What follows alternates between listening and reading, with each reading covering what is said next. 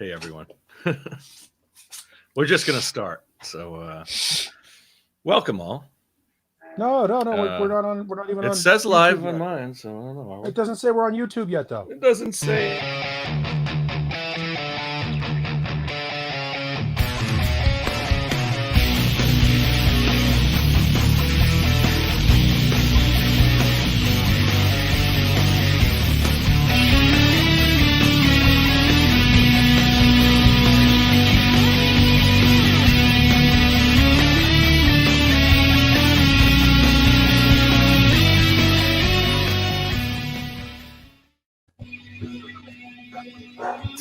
So I pop up as I'm watching the feed come through. I pop up for 3 seconds. So and then Johnny puts in the title. Anyway, welcome. I pop up as I'm watching the feed come through. I pop up for 3 seconds. Oh, somebody's not muted. It's not me. There it is. It's not me. Well, who is that? Is that Johnny Beane out there? It is. Hey, man. How you doing? Good. Looking good. Thank you, man. Yeah, we went for a walk tonight, so I have my scarf still on. You know, it's still here. Was that? Oh, stars. It looked like butterflies for a second. Oh, yeah. It's the American flag, man. Yeah. Isn't that kind of like you're not supposed to do that with the American flag? I wear it as clothes, or I don't know. Well, it's a bandana, so it's probably cool, it's right? Protecting you. So. Excuse me. I just had or protecting us from you. Yeah. Let me just say really quickly here. Subscribe to the channel. We're a podcast. We're on SoundCloud, Spotify, Apple Podcasts, Stitcher, TuneIn, Castbox, Google Podcasts. We're on Facebook, so you can leave a thumbs up. You can like the page, Johnny Beane TV. I can do that. And what else? I don't know. Here, I'll do this. Who's here? We got John B.O. Oh, crap. I just took him out. There we go. Way to go. I'm still here. Wow. Look who's here. Man. Caleb wants in. Hey. Yeah, it's going to get busy, I think. A couple people are talking. If he's at In-N-Out Burger, want to jump in, so. But anyway, let's have a big welcome for the Rummeister, who we haven't seen in a couple of weeks. And welcome back. Yeah. Welcome.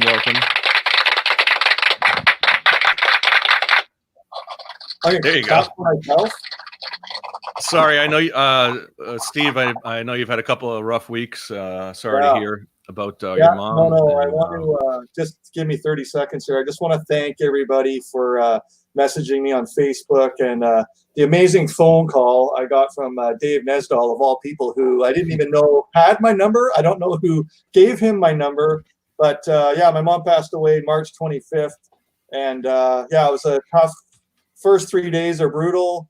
The pain lasts for about 7 days into day 10.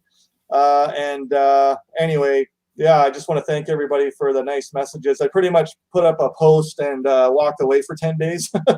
And it's just hard because you have so many things to deal with, like the memorial place. I have to deal with my lawyer to get the will. No one's working. Nothing's open. I got to see my accountant. They're not open. Like, everyone's working from home and just racing around like a maniac for a few days. But my mom was cremated, and I have an urn for her. My dad's urn is above my fridge, and now my mom's going to be there with my dad. So I'll say it a million times. Thanks very much, everybody. Yeah. Do you have any brothers and sisters? How many brothers and sisters, if any?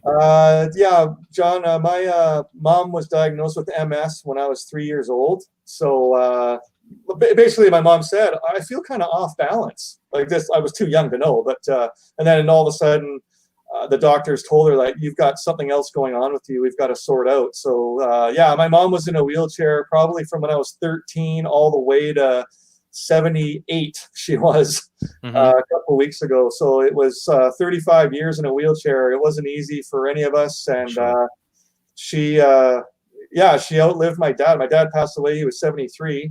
But my mom outlived my dad. And again, I'll say it a million times. Thanks very much for the kind words, everybody. Yeah. Well, You got it, man. Good to see you back, Steve, and we'll have fun tonight. Yes. Yeah, let's have fun. Yeah. I thought Johnny's bandana around his neck was like a bib that he like turned around. Yeah, he was eating lobster earlier. Yeah. Well, yeah. Has anybody walked into like a bank and seen people with masks and thought this is going to be uncomfortable? Right. Because now they're doing the mask thing is becoming a mandatory in a lot of places.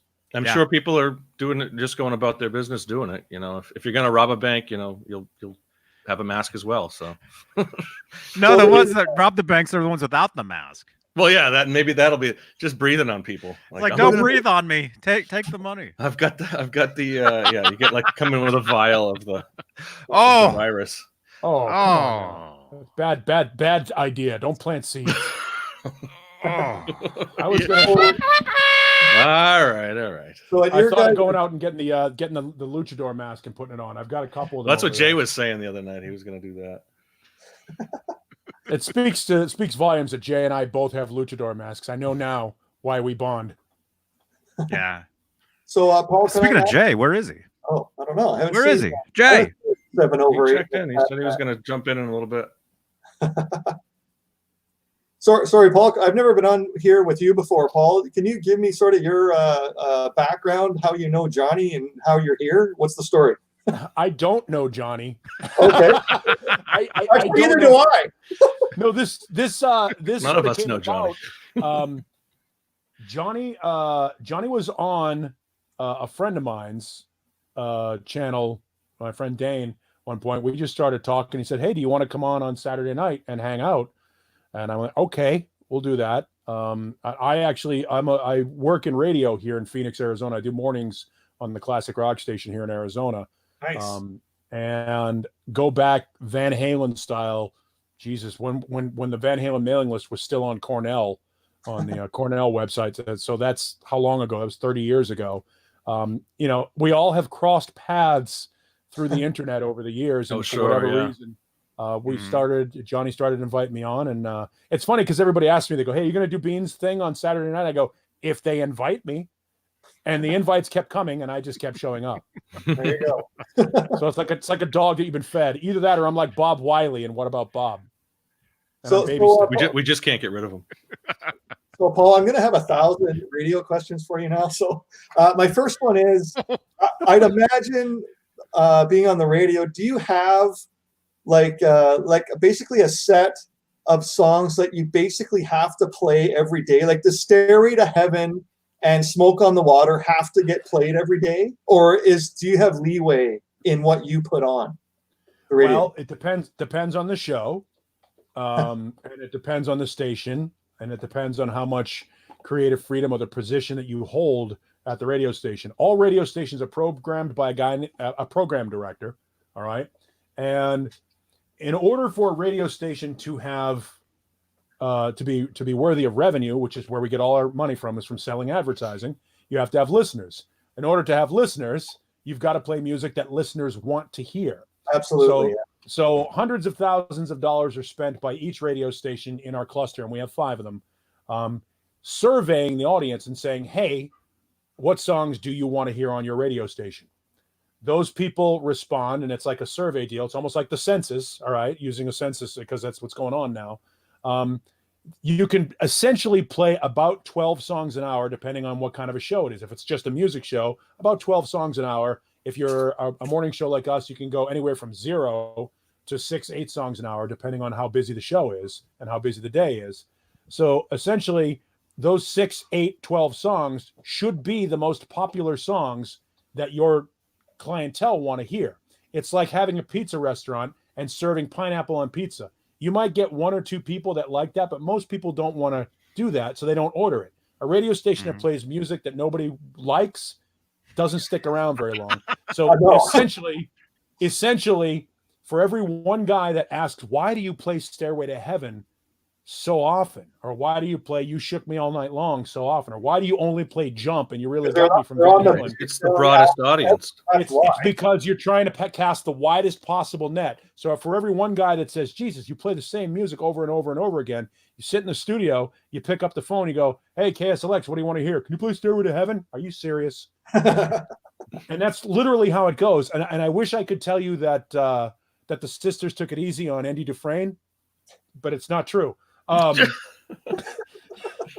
reality is, I sit in the studio every morning and I literally pick up the phone. Hey, can you guys play Freebird? I'm like, are you? Wow.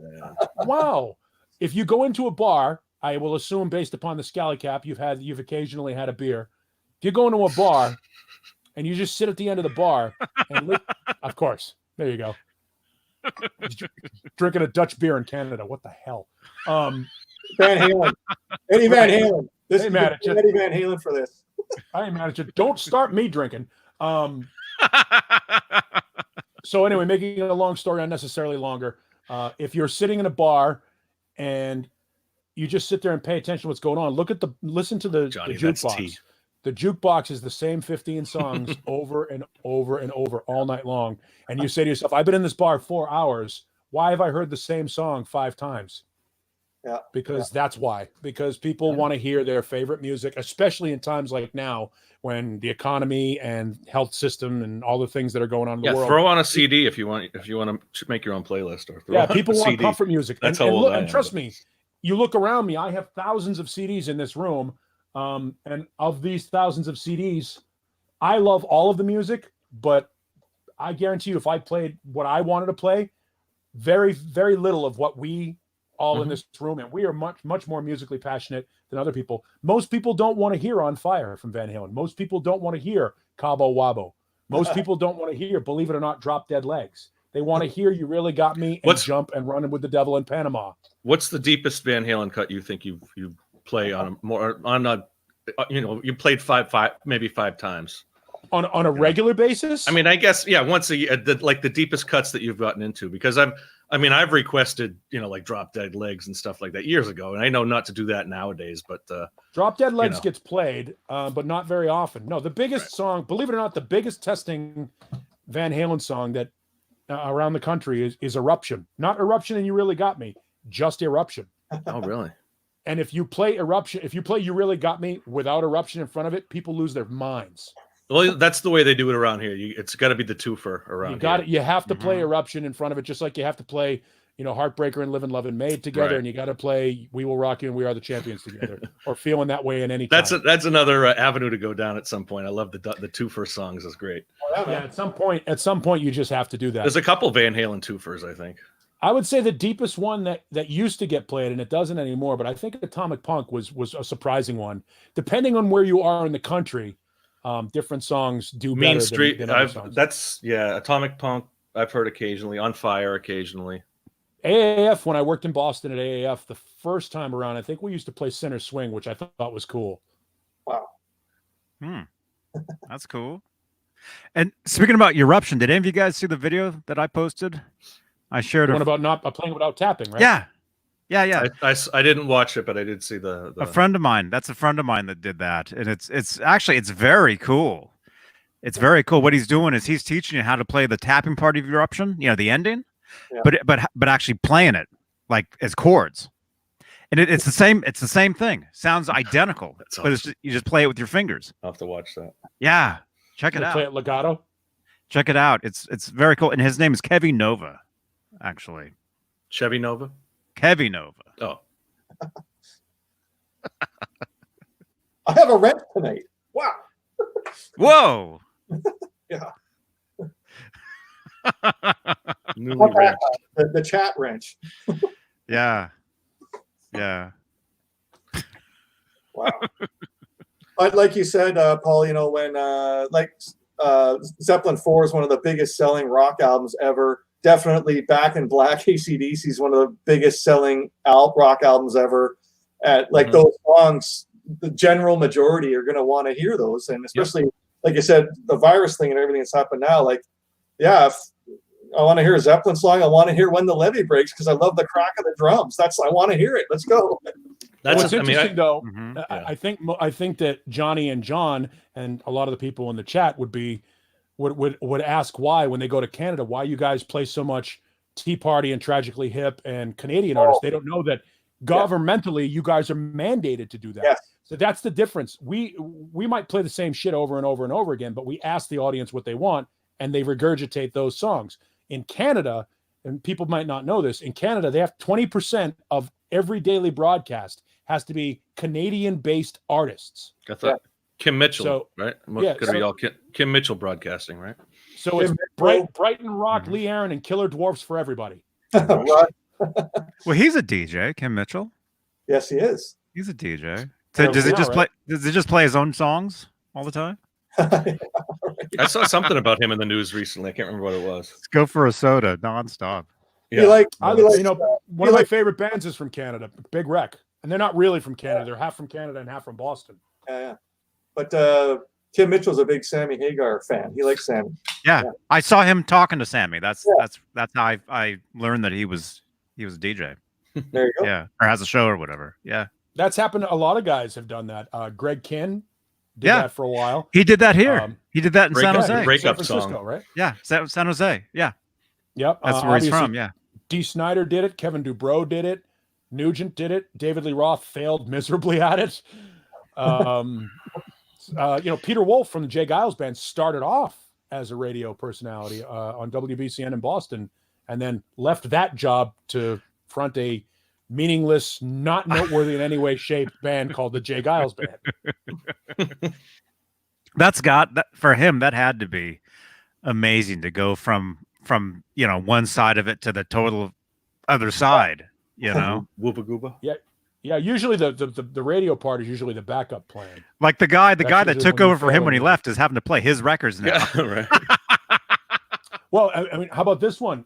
Tom Schultz from Boston worked at the Polaroid factory and was instrumental in developing the one-step camera and never stuck around to see how that thing worked out. He was like, sorry, he's like packing his shit, putting in a box. He's like, gotta go, going on tour. See ya. Then he came out with the Rockman, right? Yeah, and then sold that to Dunlop, and he made. I mean, my buddy, I have a good friend of mine who lives in the same town as Tom and plays pool with him on occasion. And he went and just rewired his studio, and he sent me a picture from the studio. I don't have it, or I would send it to you. Well, in that whole everything in there has that blue Rockman hue to it.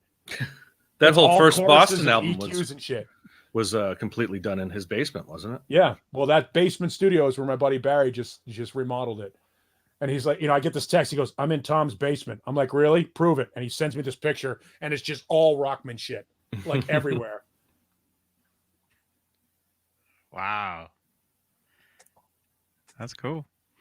Who's watching us tonight? Oh, I forgot to say it's April 11th, 2020. That's right. Not anymore. Who's in here? Steve. Steve, who do you see in the chat? Yeah, Steve, say hi to everyone. We've got David Scher in the house. He wants to see my guitar. We'll show that in a second. We got J.W. Parsons.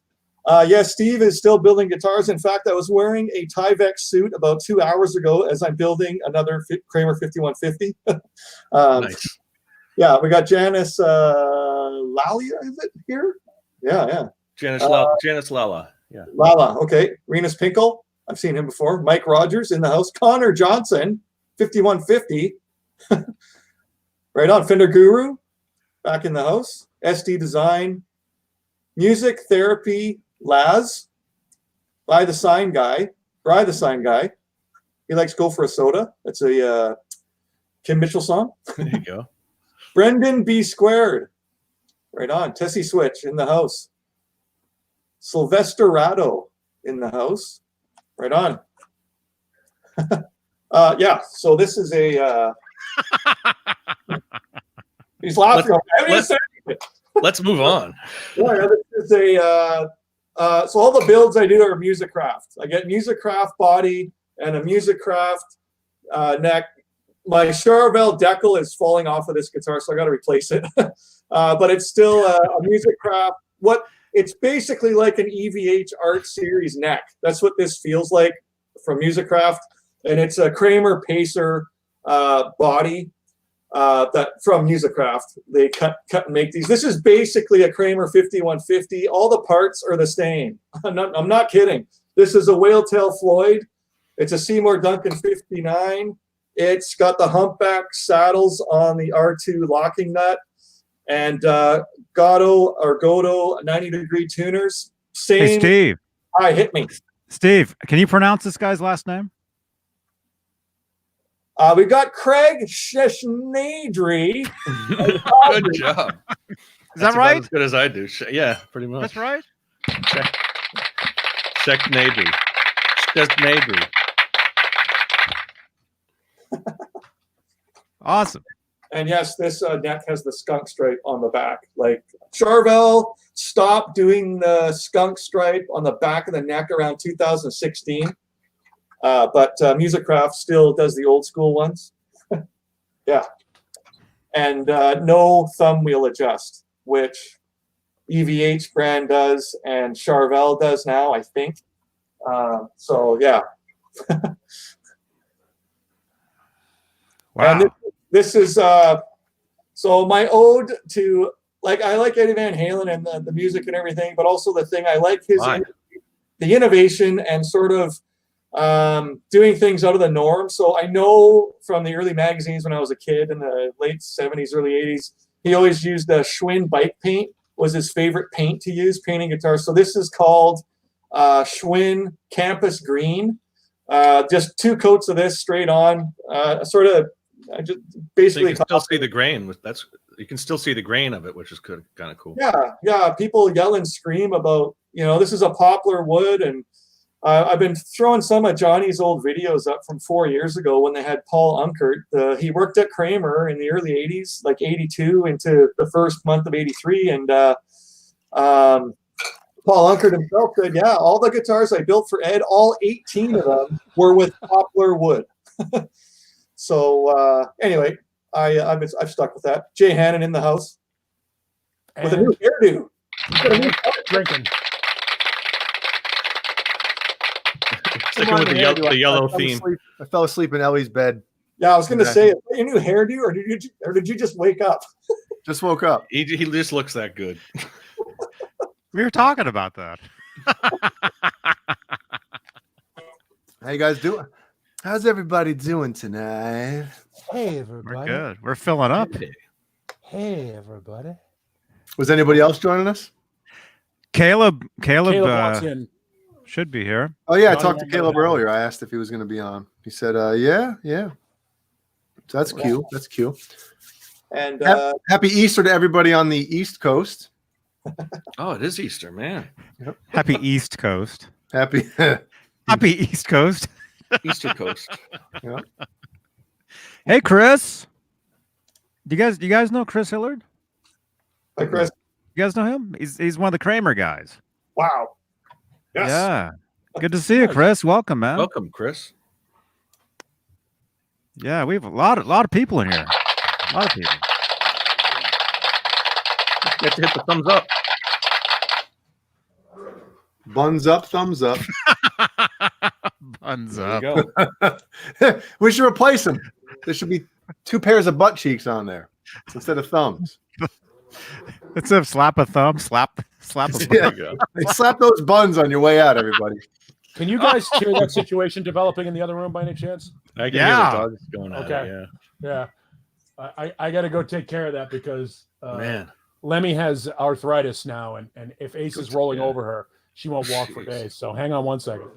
All right. Oh, You don't want to bring us with you? Jay Hannon, what are you drinking? Knock it off.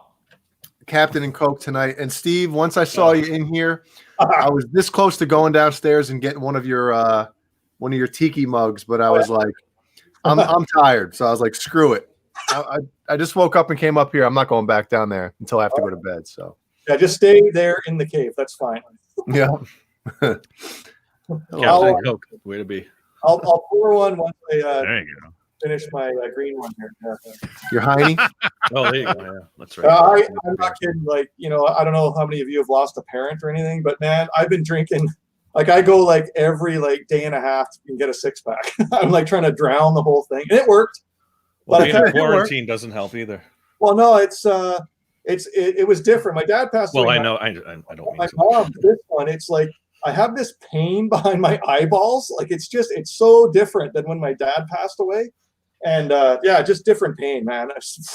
So I burned on that for about 10 days, just this pain behind my eyeballs. I'm getting there. Yeah. Brutal. Man. Yeah. So Jay Hannon, how's the newborn?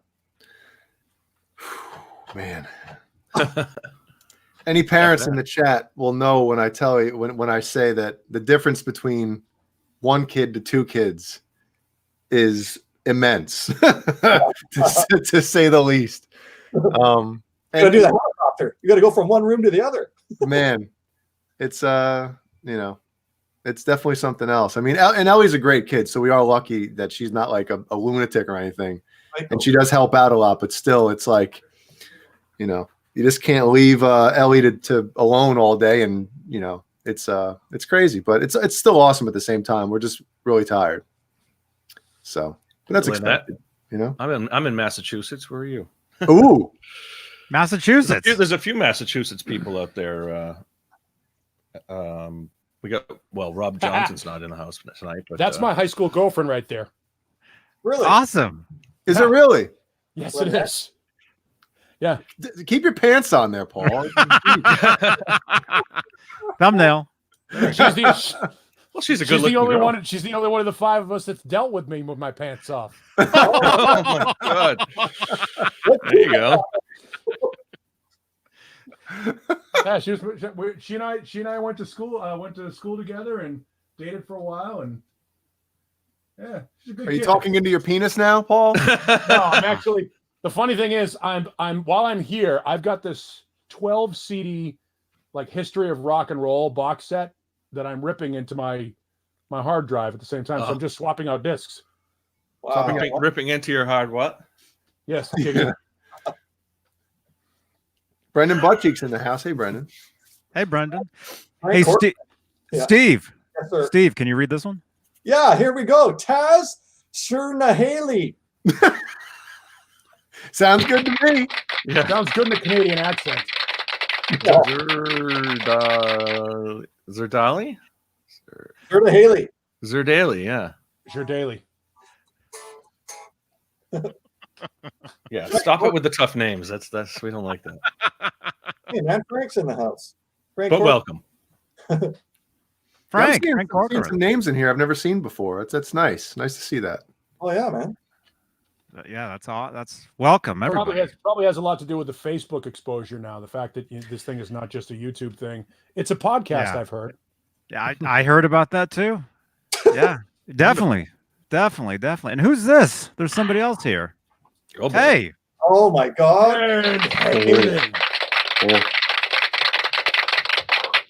Oh, you can't hear us? Oh, we can't hear you. He was having problems setting this up earlier when I was on the phone with him. So, or we're being scammed. Exactly. That's what he's playing. Well, if you want to get out the negative words about Caleb, get him out now while he can't hear you. I don't have a white Nerd Halen shirt. What's up with that? Oh, you hear that?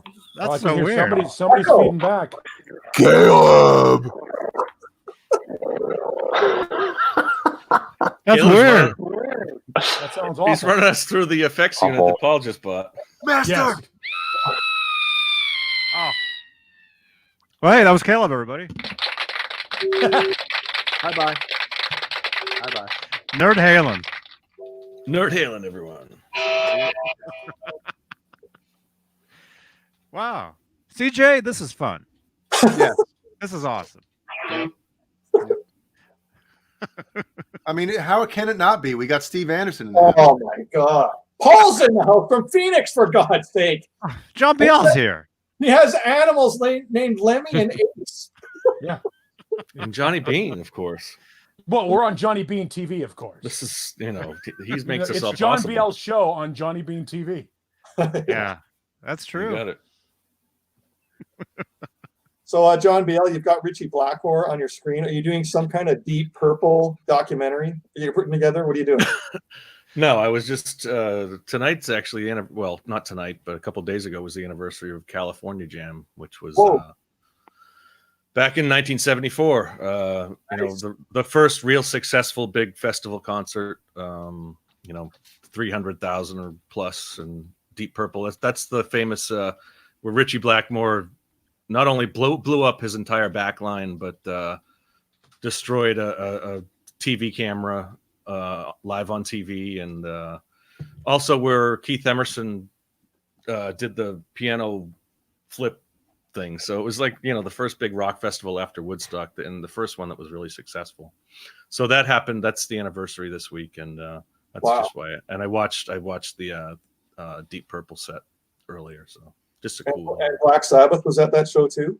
Black Sabbath, Black Oak, Arkansas, the Eagles, Seals and Croft, Ted Nugent, a whole lineup of that era, 1974. And This is the year, and it's also the anniversary of me too. So this week, there you go. Yeah, me too. I think you and I talked about this a couple of weeks ago. And Johnny, I think your birthday's coming up too, in like 2 weeks or so. A couple Maybe? 2 weeks. Couple 2 No, weeks? a month. Clayton James Hicks, 1998 Hicks reminded me it's in 2 months.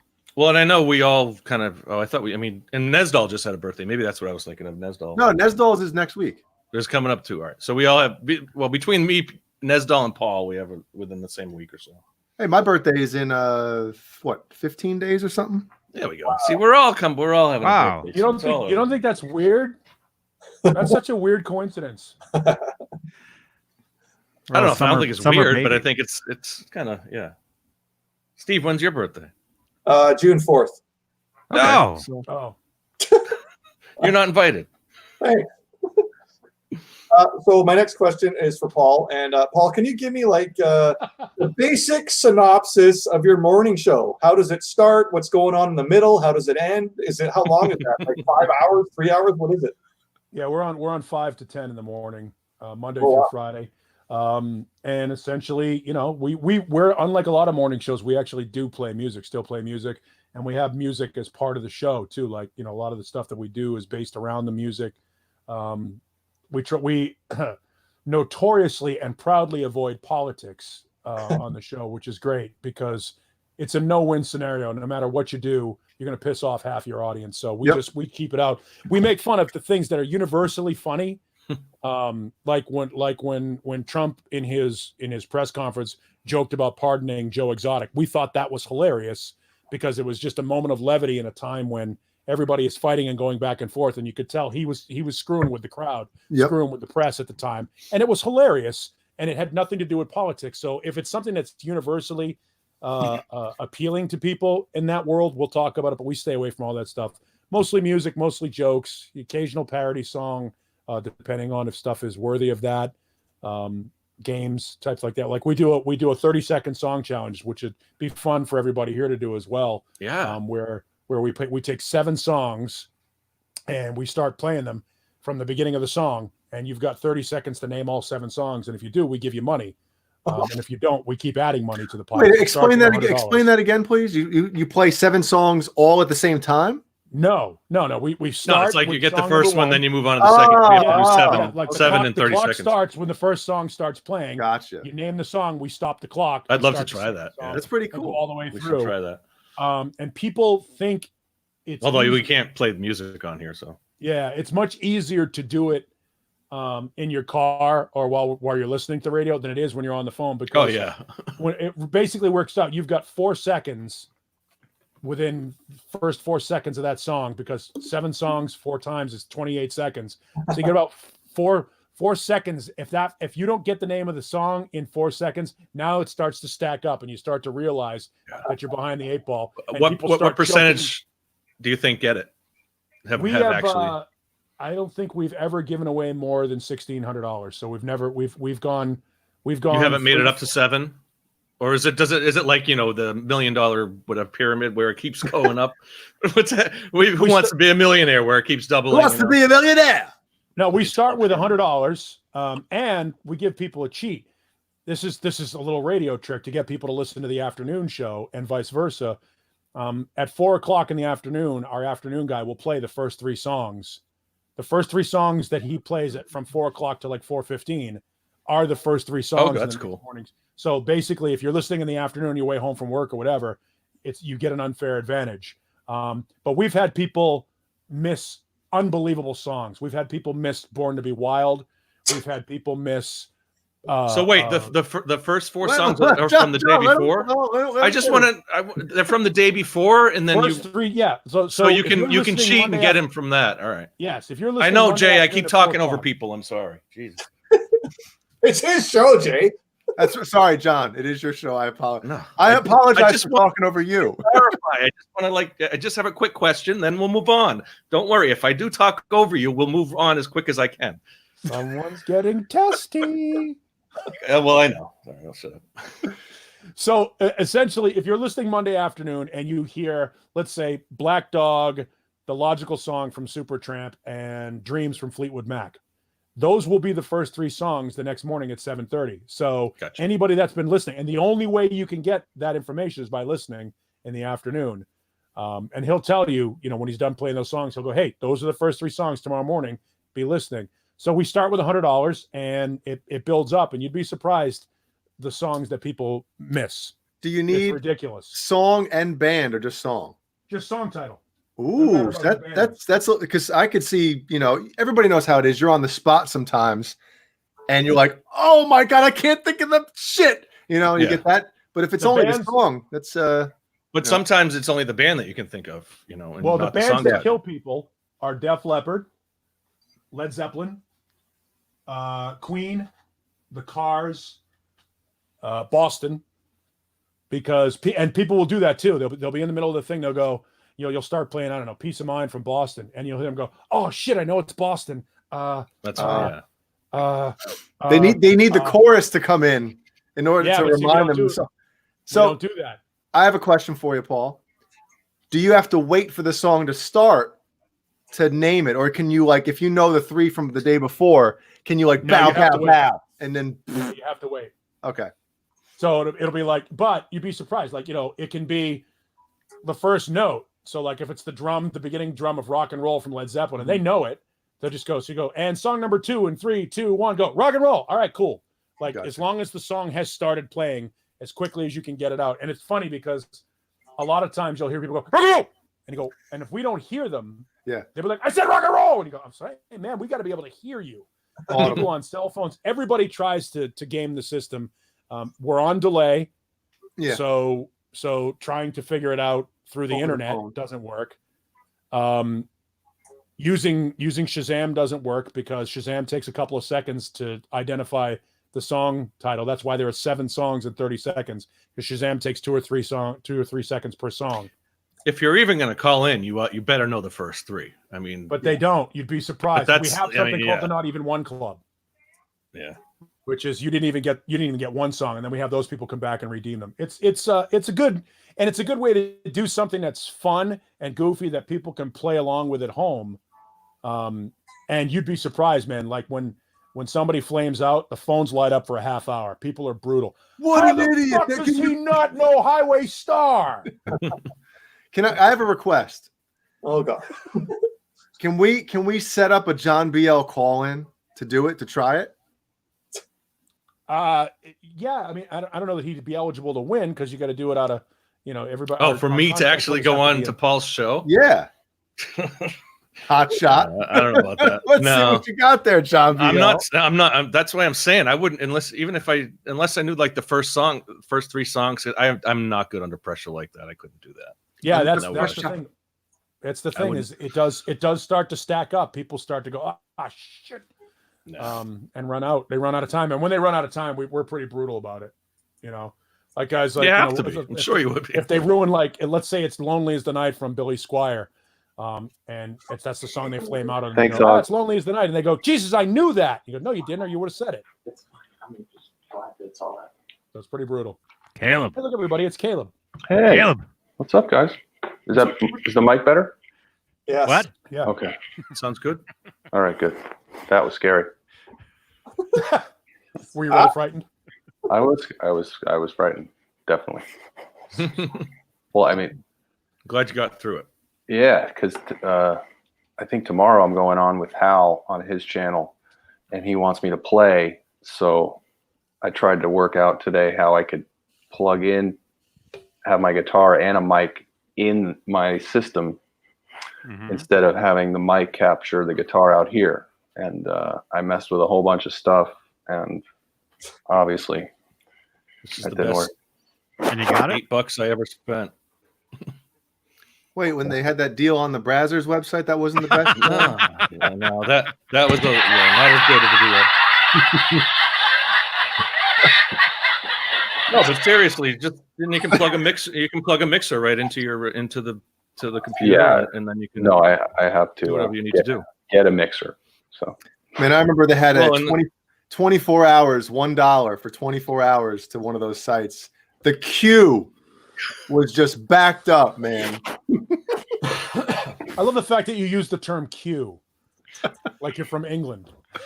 It was like the queue of my pool stick, you know? I've got him in the queue. He's waiting in the queue now. He's Wow. queued up. So what do you?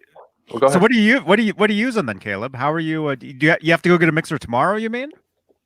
No, I'm not going to be able to do it tomorrow. So tomorrow we're gonna Hal's going to help me troubleshoot because he has a few different platforms he uses. And What are you using? What are you using for an interface to get into your computer? with the guitar, Yeah. I have a Guitar Rig 5. It's called a Rig Control. It's like a pedal board. All you need is that. Okay. Do you have, what are the outs on it? Oh, it's got tons of outs. There's RCA outs? Yeah.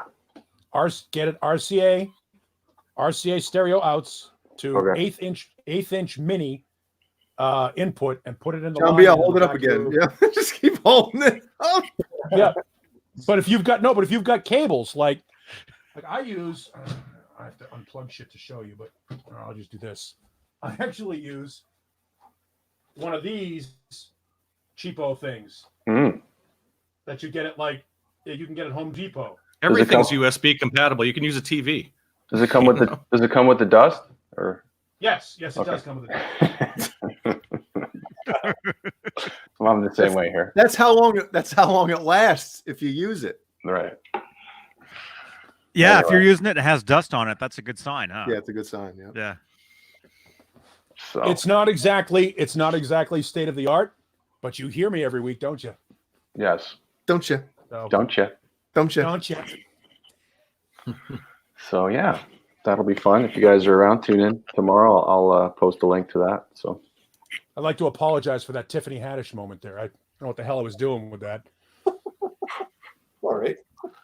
Hey, Paul, let's get your ex-girlfriend in here. She's actually was back for a while. I don't know if she still is. I told her, I was like, I'm not in control of this. Oh, she wanted to come on? Oh no, I don't know if she wanted to come on the show. Here, I'll tell them they're asking. Jay needs a dance. I'll leave for that one. Oh, there she is. She's still there. Yeah, She's in someone the will chat. By the way, someone will- when I dated her, she was only Lynette Houle. The Sussman is the guy I lost out to. All right. I have an even better thing. One of us has to leave if she comes on. Paul has to leave if she comes on. She's not going to tell you anything you don't already know. She may tell you about the time and about the time she had, I don't know if she had mono or she was really sick, and I brought her the entire Prince catalog on cassette and a dozen roses. Whoa. Oh. We were in high school. And she was like, cassette? Yeah, we were in high school. She's wanted vinyl. also a year behind me, so she was scoring on the the senior football player.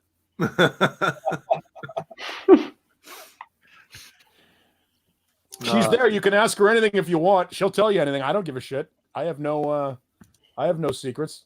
You can, by all means, let them have it. Do you remember how big Paul's locker was?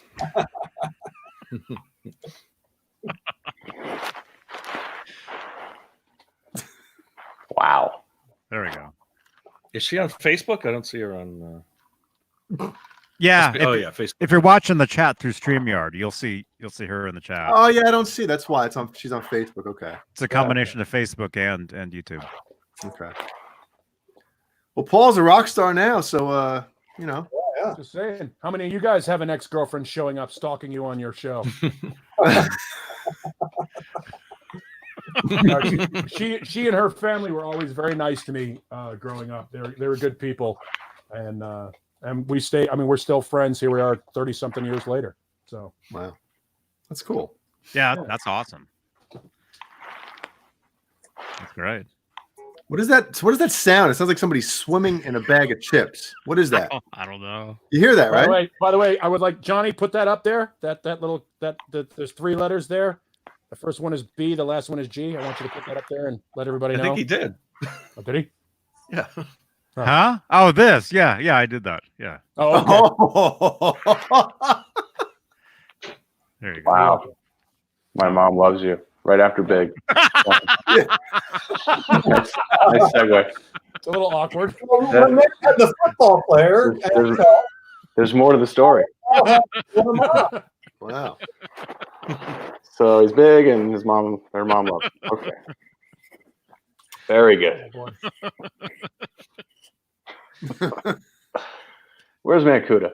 Anyway. Yeah. Mancuda would make this even more uncomfortable. He's just having a field day with that. He's probably watching this. Sylvester Radio, definitely a paid shill. Yeah. You don't know what I do for a living. I can't afford a shill. She did fine in her world, man. She's got a beautiful daughter and a great career, and I have 2 dogs. How long ago was this? High school. Oh, high school. Wow. That's cool. She just came out of the blue, because we're on Facebook now, and I shared that we were doing this, and all of a sudden, that's not the most awkward thing that's happened. The most awkward thing that's happened recently is high school guys that I played football with in high school are now locked down in the quarantine and are starting to friend me on Facebook like we are friends. Wow. I'm like, I don't, and I don't want to tell them I hate you. Oh yeah. You were I hated you in high school. Yeah, that started happening to me when MySpace was around. These people start finding you from school, and it's like, wait a minute, you hate, we weren't friends back then. Why are you being so nice to me all of a sudden now? Right. My favorite is when I used to get emails from guys. They're like, "Hey man, we played football together. Can I have Foo Fighters tickets?" Wow. God. Does anybody else, like when you hear something like MySpace or something, you think back, wow, that's so not cool, and then you're like, wait a minute, we could go outside then. Mm-hmm. It was a different time. We could, but we didn't, because we were inside on MySpace. Right. Well, we were talking about getting on 14.4. Remember, that's how old we are. Oh, I'm on 14.4. Yay! Oh, last week, yeah. Yeah, and you have to stop. You have to stop and think to yourself, how many minutes do I have left on my free AOL account for this month? Mm-hmm. I don't even remember that. 3 hours. Awesome. You don't remember free AOL? Oh yeah. They would give you It was the in disc, mail you all had the 2 time, hours yeah. per month for free. I used to hoard those discs. I had like stacks of those things. I'm not shocked to hear that. Mm-hmm. You were an early adopter. I just remember it cost to dial into the next town, where you had to, the next town over was the only place where you could get an AOL hub, and so you had to dial in, and that was long distance, because they used to have long distance back then. So it would cost, you'd have the AOL membership, but then did you have to have a membership to AOL, or did you just dial it and it was like, I guess you had to have a membership, right? You had to have a membership. Well, I don't remember how it worked. Yeah, but your membership was like it was only like $4.95 a month. It was like tiered memberships. So just to keep it was like $2.95 a month, but as long as you didn't go over the free 2 hours a month, which wasn't free because it was $2.95 a month. But they were trying to tell you it was free. CompuServe. CompuServe. CompuServe was great. Here's my email address: 0456964564.017465741 at CompuServe. Can you remember that? I was at a rehearsal studio in Oakland one time playing with the drummer, and this is before I was online, a few years. And I remember him saying, "Hey, check out my website. Let me give you my website, my email address." And he wrote down all this huge long lines of letters and numbers. And I still never went back and you typed everything. Well, no, I didn't have a computer then. Oh yeah. So to me, it was useless. Speaking of high school? Oh, go ahead. Speaking of high school, that CompuServe quote is from Stuart Kessler. I went to high school with. He's the first time probably in here on the show, because I told everyone. Yeah. What's up, Stu? Welcome, Stuart. Yeah, it's a great sax player. Awesome. Oh yeah, yeah. It's a saxophone. I see it.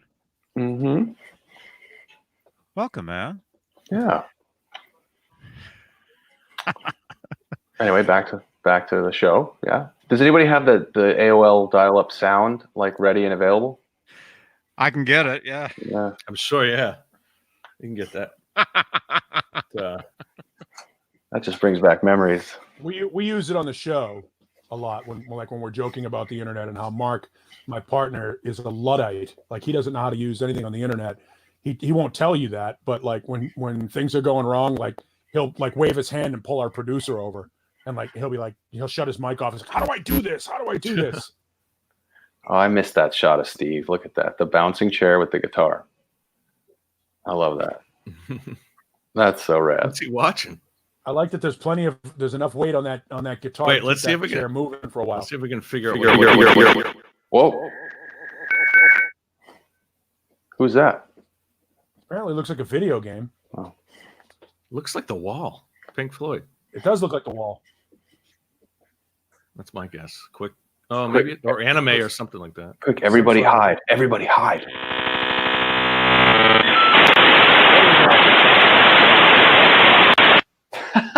Ouch. TSSDs is on. I'm drinking Pepsi Zero. Oh, there you go. Are we connected yet? Nope. Now you're getting connected. Oh, you're booted off. Oh, now you're on. So it still says dialing. Wow.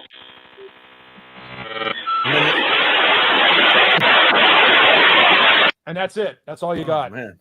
Wow. And then your mom picked up the phone and you were disconnected. Mom. Yep. I had Earthlink for a while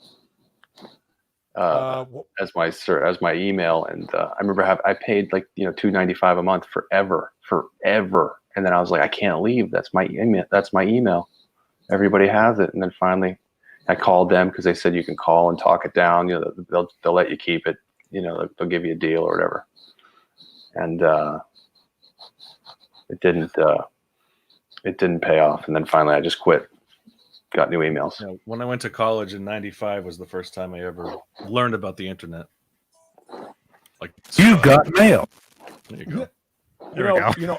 Right now we are member berries. Remember when you used to have dial-up? I remember. Hey, I'm in the middle. Jay didn't like the middle. No. Steve's got the cup. Jay Hannon, I'm in your realm now. I poured one. Nice. Yeah. Am I the only one not drinking? So, Paul, my next question. I'm not. Oh, here we go. Paul, my next question. Can you give me like the synopsis of your life as far as music goes? Did you ever play an instrument like guitar? I'm gonna take exactly. I'm gonna take a break. Or were you in bands? Where are you musically? I sang in bands for years, and then Kurt Cobain fucked it up. Uh-oh. Yep. Yeah, that's pretty much what happened. I mean, I was in a straight 3 chords hard rock band. Everybody was playing out, doing our thing, and then the scene changed, and our style of music fell out of favor. So the backup plan was radio. So, Paul, you were playing clubs at the time with the 3-piece? Yeah. Nice. No, there were 5 of us. Oh, okay. Yeah. Cool. I just found a friend of mine from high school and middle school posted a ticket stub from the Paradise show that you ever hear of a band called Live Wire? This would have been like the late. Well, this is Boston area, not. There was a band Live Wire, I think, that made it nationally, but these were kids out of New Hampshire. Oh, the other Live Wire. Yeah, the other Live Wire. But they played. I think it was the Paradise or the Channel. So I got to find the ticket stub that they played at, which was kind of cool, So, we used to play. Caleb, the COVID thing, man. Right when Nerd Halen's up and rocking and shows every couple of weeks, and now we're under shutdown. I don't want to talk about it. Okay, man. Just kidding. Yeah, it sucks. Hannah, congratulations on your new song, man. Say again. Your new, Responding to a message. where is he? I'm here. Did you not have a new song that your band released? Oh yeah, yeah. Awesome. Thanks, man. So many people in here. That's why I'm just gonna look at my Facebook messages for a minute. It's like, hey, Steve. Got a 6-pack. Yeah, first song Oh, we've no, released what in happened? almost 15 years, man. Wow. So pretty exciting. Is it the same guys? Oh. Everybody except for the main singer. Yes. Okay. Yeah. So how did you work that? You got a new singer? If anybody has heard of the band Soilwork from Sweden, we got Bjorn Strid from Soilwork to do the vocals, which is awesome. Cool. Any heavy metal guys out there will know what I'm talking about. Soil work. Let's see. And Jay, that Brian May project was amazing. The mix on that. I mean, just Oh, thank you, man. we need to talk about that at some point. Just some of the tech stuff behind that, because that was really cool. Thank you, man. It was cool to do that. Definitely was. I've seen a few of those. I saw Sammy Hagar in the Circle did one the other day. Oh, I got to talk about that for a bit. The first one that they did, the one that They built the song. Jason Bonham does the drums, Vic did the guitar.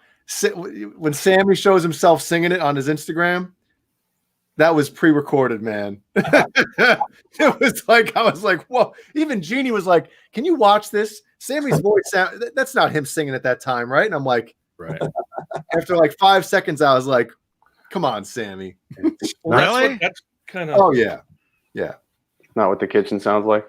No, the kitchen reverb plugin or setting wasn't on the reverb plugin on that one. There was no way. Did Jason compile all the files and hand them over to you? Like the video, were they all video files? Were they like audio and video? Well, yeah, everybody sent Jason the files, and then he sent me the audio for everything. Did he have the song put together? I'm sorry? Did he have the song put together, or did you put the song together? It was at first it was a little discombobulated. I had all the files from everybody, and then he sent me a video file with like the cuts of like, okay, this person sings this part, because at first everybody sang like the whole thing.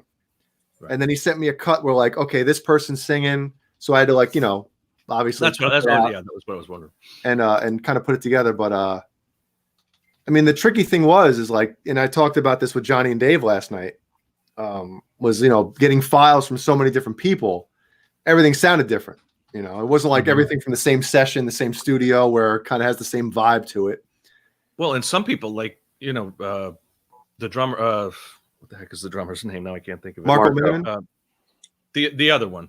Aronoff. Kenny Aronoff. Aronoff. I mean, was playing like in a full studio, and I was just wondering, like, did he mic every drum? Was it just Kenny is just shit, I don't know if I should say this. Well, I know. I don't want the drums you hear are Marco. All right, so you use the video, some of the video, and it was kind of Anyway.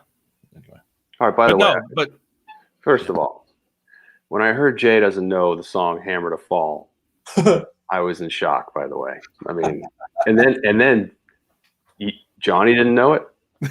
You didn't see Bohemian Rhapsody? And then Dave didn't know it. I never saw it. The whole show last night didn't know Hammer to Fall. And I'm in the chat going, they fucking played it at Live Aid, you fuckers. Are you kidding? It was like the biggest performance. I never saw that. Come on. They killed it. They killed that song. It was incredible. Well, you know what? Sometimes, but I remember I explained it. I said, I was like, man, Brian May put this like chord progression together and this like song, and these guys came up with like a real song off of that. I was like, this is crazy. This is impressive as hell. And it's a real song. I was driving, go, what the? That's Hammer to Fall. And the Gary Cherone version too. I mean, Gary Cherone at the tribute. That was crazy. Yeah, because it's funny because Jason, when I sent back the first mix, the keyboards were low in the mix, And he's like, the one kind of whatever, he was explaining the one part. He's like, I want that to be kind of louder in the mix, like the original version. I was like, what original version? The real Right? Queen song. I was like, this is a real song? You guys didn't make this up? Yeah, it's great. Now tell me something. Did you actually real listen song. to the real song live, like or like? I did not. Not once. Not once. Nope. Now I've that's never heard talent. That's cool, and that's That's talent right good, there. fresh perspective, which is Well, I got to tell you, the bat and I bounced Jason. I bounced down, obviously the full mix, and then I bounced down like a drum and bass mix, and then I bounced down an acapella mix. The acapella mix, I had to like, as I was like soloing all the vocals, I was like listening to it, going, God, this sounds, obviously not the mix. I'm saying the performance of everybody singing. Mhm. Harmonies were like, holy shit! It was just like goosebumps. Right. So were a lot of them just singing into iPhones, or were they actually singing? I into don't know. studio I don't stuff? know. I think most of the people have their own gear. Like, in fact, I think there's only one or two, like Yeah, that's what it seemed like. Yeah. one or two people that actually iPhoned it, but I think everybody else was in their home studio. Well, Marco Cut made track. I'm getting some distortion. I'm going to tap out and come back in. Okay. Yeah, you are. Okay. Oh yeah, I heard that. Marco Miniman sent me drums that sounded absolutely insanely good. So that was, that's the thing. Like, obviously, Brian May's audio straight from an iPhone from Instagram, and then the drums. So everything kind of had to revolve around that vibe. So, like I said before, like having everything sound like cohesive, like it was from one session. That's why, because I know you had mentioned that Brian May sent the file from him was actually an iPhone file. So Yeah, it's like it was an you're iPhone. starting off with that, and wow, it's Yeah. just amazing how they. Put So that I together. did some things to it to make it sound a little like, more. See, Hi. Paul just he wanted a bottom row. He didn't. That's why he got out. We got to No, move these three to the top of it. Now you're in the middle again, Jay. So who would leave now for it to? John would This have is to like leave. one of those I'll puzzle go. things. I'll when you're a leave. Kid. Let's get them on the top. Okay, John leave, Rummeister leave, and then I'll leave. If John leaves, then I go to the top, right? Let's I just gotta give, let's I just gotta keep give Lemmy talking. her meds. I think so. Well, they Keep should- going, they Jay. should make it so Johnny can design. He can put whoever he wants where. Yeah, it's not like that. I actually understand the Queen thing, the guys not knowing the songs, because Queen didn't really tour here a lot. Like, Queen wasn't even a band that was on my radar in high school or my friends. It wasn't played at parties. And in fairness, that Yeah. song isn't a huge hit. It wasn't really a No, but they I- did play it at Live Aid. Yeah, and when they had the tribute in '91 to Freddie Mercury, I watched that whole thing like 8 hours. I was at home watching it, and then that was almost my intro to Queen. I sort of missed out on the Live Aid thing, but yeah, that tribute concert. That's when, and then Extreme was up there and did a medley of songs, and it was killer. And Metallica played, and so that was kind of actually for me, that was kind of an intro. I mean, I was 20 years old in '91, Nice finger. Yeah. but Better than Nesdal. Dude, Oh, Well, hey. I'm just saying, man. Jesus, it's not like I'm the asshole saying that. shots fired. He knows what he knows. and they'll Okay. admit it too. I've seen Oh, good God. I've seen documentaries since that Queen says, you know what, the money was in Europe, and that's why we stayed in Europe and toured Europe, because that's where the money was. I'm just gonna let that go. Caleb's dying. What? What'd you say? Caleb's in tears. Steve, what was the last minute and a half of that, Steve? Everyone was a little preoccupied. oh my God, We got Caleb in tears. I love it. that was good. Sorry. Jay and Caleb, you guys haven't received anything in the mail from me lately? No. Okay, it should be there next week. What? What happened? I send you guys some stuff in the mail. Oh, Oh. The stuff on the outside of the box? Yeah, right. Who's you guys? You- Jay Hannon guys. and Caleb Rappaport both got something in the mail from me. oh shit. Oh, holy shit! All right. Wow. Nice. Wow, I can't wait. Is it Birthday time for everybody. All the way from Vancouver Isle. It's definitely not Schwinn Sunset Orange because you can't go internationally with that stuff, right? No. I actually have actually. Oh, okay. Yeah. I had to send. I had to send. Remember that time I just sent you the paint, Steve? Oh yeah, that was this. My God, That dude. was this. Yeah. Yep. I felt like a criminal sending stuff. Yeah, I got in the FedEx and they're like asking me like all these questions. I'm like, it's fucking paint. I don't know. Holy crap. Yeah. They got to fly it. The understanding was sending paint. You have to send it ground. It can't be sent like air mail. It's got to be ground. So that wasn't specified. Yeah. So that problem was exactly it. The pressurization. They don't want it to turn into a bomb. Yeah. Yeah, that was the problem right there. They didn't want the whole inside of the airplane sunset orange. No. And then they would peel the tape. And then it would look like half the McDonald's in the Midwest. That's right. Oh, so Johnny and Caleb, I saw today it was just announced that your quarantine is now to May 15th in California. Yes. Wow. Is it okay? Well, that's fine with me. I'm digging it in here, man. You know what's really cool though is the next Nerd Halen show is scheduled for May 16th. So It's gonna be huge. I know it's not going Things to happen. on schedule. It's not going to happen. We'll be like in gas masks. It'll be hilarious. Yeah. You should do it like a web show or something. Do it like a. I think we're going to have to figure out something like that. But yeah. Mm-hmm. But yeah. Well, if you want to get StreamYard, I've got a link for you. Is that the best way to do it? No. Well, yeah. So, it's. I don't know. Everybody's using Zoom, and Zoom is like crashing left and right, and people are like hijacking streams. Have you seen that? Yeah. Have you seen that stuff? Is Zoom good for jamming though? Like, none of this stuff really is good for jamming, sound wise. mm-hmm. You can actually there is John Biel. There actually is software that you can get. Jay, that's the future, dude. Mm-hmm. Is getting that down. Whoever gets that fucking down, that's the future. Over. Yep. Someone's gonna get that shit Just right.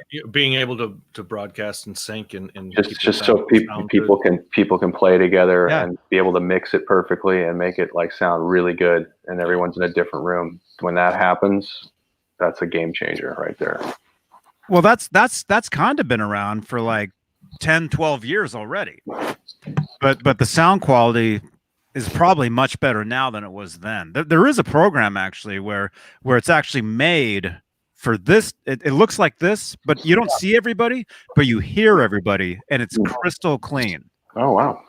Yeah, I forget what it's called. I tried it probably 10, 12 years ago. And if I can remember what it was called, that's what you want to use. You said crystal clean, right? Yeah, it sounded like I was. It sounded like Not me talking to myself in here, but it was not crystal clear. Crystal okay. clean. Crystal Not Crystal Pepsi. crystal clean. No, I gotta admit something. My wife says things like that all the time. Like every saying in the world is it's like a little off. There's like a new one. There's a new one every like few months, and it's funny. And I go, "What was that?" It's like, "What? Dead as a doorknob." What? Doorknob? Survival of the fitness. It's doornail. Okay, it's doornail. So there's a bunch. I want to write a book. I want to it's so funny. Worst case Ontario. Get two birds stoned at once. That's some Ricky-isms from Trailer Park Boys. Right. Oh, they're so good. Right. Like a bird in the hand is a bird in the thicket or whatever. Excuse me. Yeah. Mm-hmm. It's good stuff. What is it? Sorry to change the subject. So What comes around is all around. crystal clean. And It's crystal clean, man. Yeah. Actually, there is a band out there that's actually never met, and they've made records over this type of technology. Have you guys seen them? Well, I saw a whole orchestra, like high school kids, like about probably 16 to 20 kids on one screen. You can see each of them, but one guy's playing a saxophone, one guy's on a drum, one's on a clarinet, like different instruments, all of them, and they were playing "God Save the Queen" or something. Like, well, you could do it if everyone was recording in their own room, like if everyone was recording on their own thing, and then you compiled all it. I mean, you could kind of. It still would be tough to sync it, I think, just to get, because even the lag can be. Well, eventually, up to a couple seconds, eventually, once everybody's internet, is fast enough and strong enough and stable enough, somebody comes up with the technology to make it work, man. It is a game changer, I think it's already out there because, like I said, 12 years ago, I was trying something and it was really good then. Well, think of gaming. You know what I mean? Think of like these competitive games, like with Call of Duty and all this stuff. Like But they deal with lag. That's a big. Deal with lag, but it's you can deal with it easier in a game than you can with a live band. Mm-hmm. If it's a fraction. It's true, man. It's second. when there's a rhythm and a tempo, and it's just it all has to. It's got to be sync perfect. up. Yeah. And how many milliseconds is acceptable? Right. Mm-hmm. And everybody's in the pocket tonight. Where's Paul? Where did Paul go? Right. Took the dog for a walk, and He's cleaning up shit. Okay.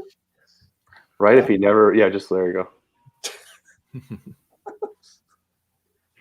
By the way, Steve, Paul has a sick guitar collection. Right on.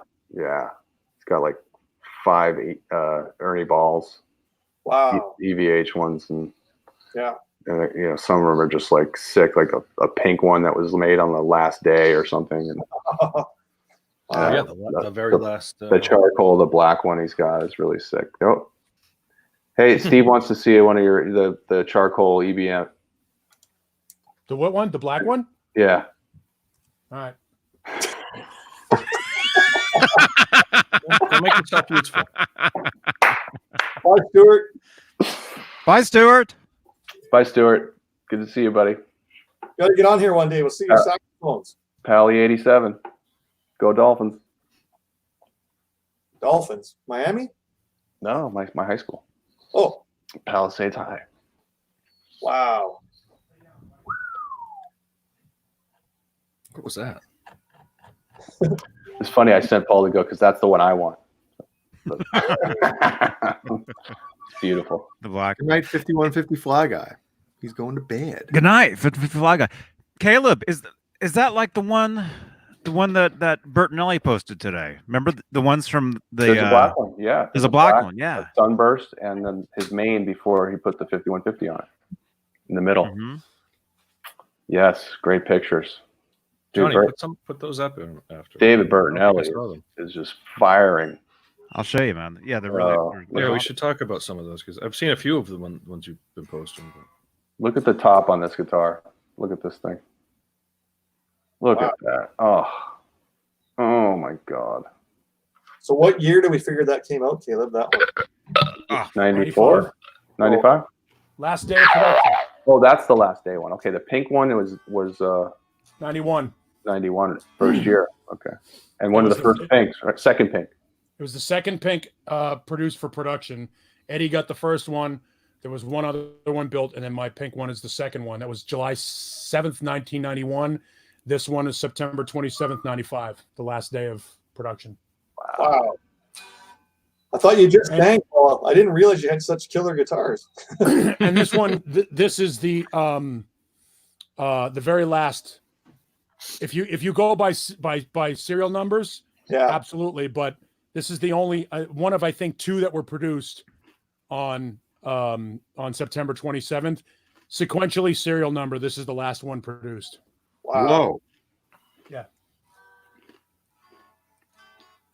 And again, we talked about this last week. Caleb and I were talking about it. I took it out, and it hasn't been touched in months. It's just been sitting. Yep. Whoop, that was me. Oh, okay. Yep.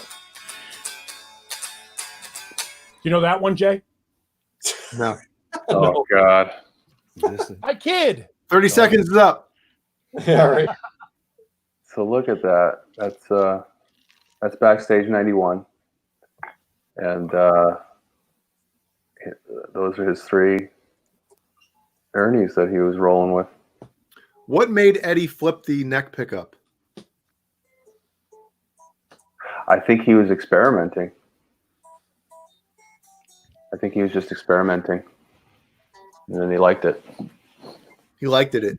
Look at that sunburst, man. That thing looks sick. And that's not even a great quality photo. And that thing looks You sick. don't see many of the sunbursts. I was either. just gonna say, there's not a lot of pictures of him playing that live anyway. Nope. It's more of a cherry. It's not tobacco burst. It's cherry burst. Yeah. Red to orange. Yeah. Beautiful. Yeah. Yeah. Well, Eddie is famous for really never breaking strings. Like it's like something maybe once a tour. So if he doesn't break a string and there's no song that needs an alternate tuning, he's going to stick with that one axe for the whole show. So that's what happened. I don't know. There's a lot of footage of Eddie breaking strings out there. I know. They used to yell about that in the 5150 tour. Oh, I only broke one string the whole tour. Well, how come I've seen 4 shows in 5150 where he broke a string? That's right. And riding the entire show with one guitar didn't happen in 07 either. He was all over the place with them. I don't think he used the same guitar for 2 songs in the 07 tour. Well, yeah, in the later tours he would switch. Because he was testing them. Yeah, they're all prototypes. Like, hey. Yeah, the shows I saw, he was with that White Wolf or the Sunburst Wolf in LA. The first show in 07, he had the Sunburst Wolf, and the only other guitars he used were the Art Series that he used on the 2 keyboard songs because they were in standard, and then he would sign them, and Matt Bruck would eBay them after the show. But he was pretty, I think he was pretty true to the guitar he was using that night, except when he was switching to those keyboard songs for the Charvels. But I think on the 12 tour, and I could be wrong, maybe it was either 12 or the 15, whatever. It was all stealth all night. Yep, stealth, and then the red Wolfgang for the keyboard songs. So he actually had 2 of those stealths. Mm-hmm. There was 2 that looked almost identical, but I think he only stuck with one of them. Yeah, and he even had it refretted. He even had it redone. Yeah, he's notorious for having one and just because he gets into one guitar, and it's just even in that interview. I think I tweeted that interview today where he was talking about his rig in '95, and he was saying like I really only like to play one guitar if I have to. Mm-hmm. Because it becomes part of me. Right, but there was always the standard changes where he would use either in the early days it was a double neck or the well, in that '95 tour they didn't switch tunings on anything, so he could play that one guitar the whole way through. There was really nothing he was playing that wasn't in whether they were in standard or they went to E flat with Sammy, I think. On that tour I guess too. with each tour he definitely they were E had flat his with favorites. Dave all the time. Yeah, they were. But then they went to standard, and then towards the end with Sammy, they switched back to E flat. Yep. And now I think Sammy is playing even a step and a half down now. I mean, the songs sound much heavier, but when you're 72, you do whatever you can to try and make it work. Yes. I don't know. I always feel when a band, like think of when you hear Metallica, they tune a half step. Even on the Black Album tour, they started tuning down a half step. And the songs just don't sound the same. They don't sound right when they're tuned down. Some people say, "Oh, it sounds heavier." Yeah. I'm kind of the opposite. Well, you don't necessarily have to tune down. You just play the different notes. I mean, sounds looser. And you transpose. You don't necessarily have to tune it down. Like you don't have to tune the guitar to a lower. If you're gonna go like, I don't think any of those guys transpose. I mean, maybe you could transpose the studio it guys have to do. Be like. I mean, if Sammy's singing, what D flat or something like that. I mean, all the guitars tuned to D flat. If he's singing a full step and a half down on every song. I don't know. I mean, if you're using open strings, you have to. They have those low E's. Yeah. Yeah. Okay. Yeah. For an open low E, you can. But there are ways. I mean, I guess you can play anything on. Imagine playing a song. Imagine playing a song for years.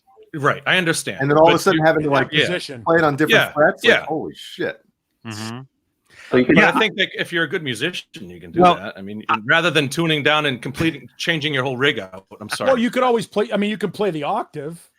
You know, you play the octave and then let the singer play the the under the octave. But then that's going to sound goofy too.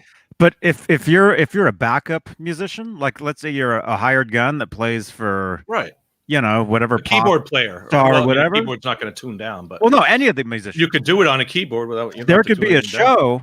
It'd be like, hey, we're playing Johnny Carson tonight. By the way, we're playing this 2 keys down, and they'd have to know immediately what that means. I guess that's what I'm saying. Yeah, I mean, because you could go onto Letterman or something, and they've got the backing band, and they're not going to tune differently. They're just going to play it.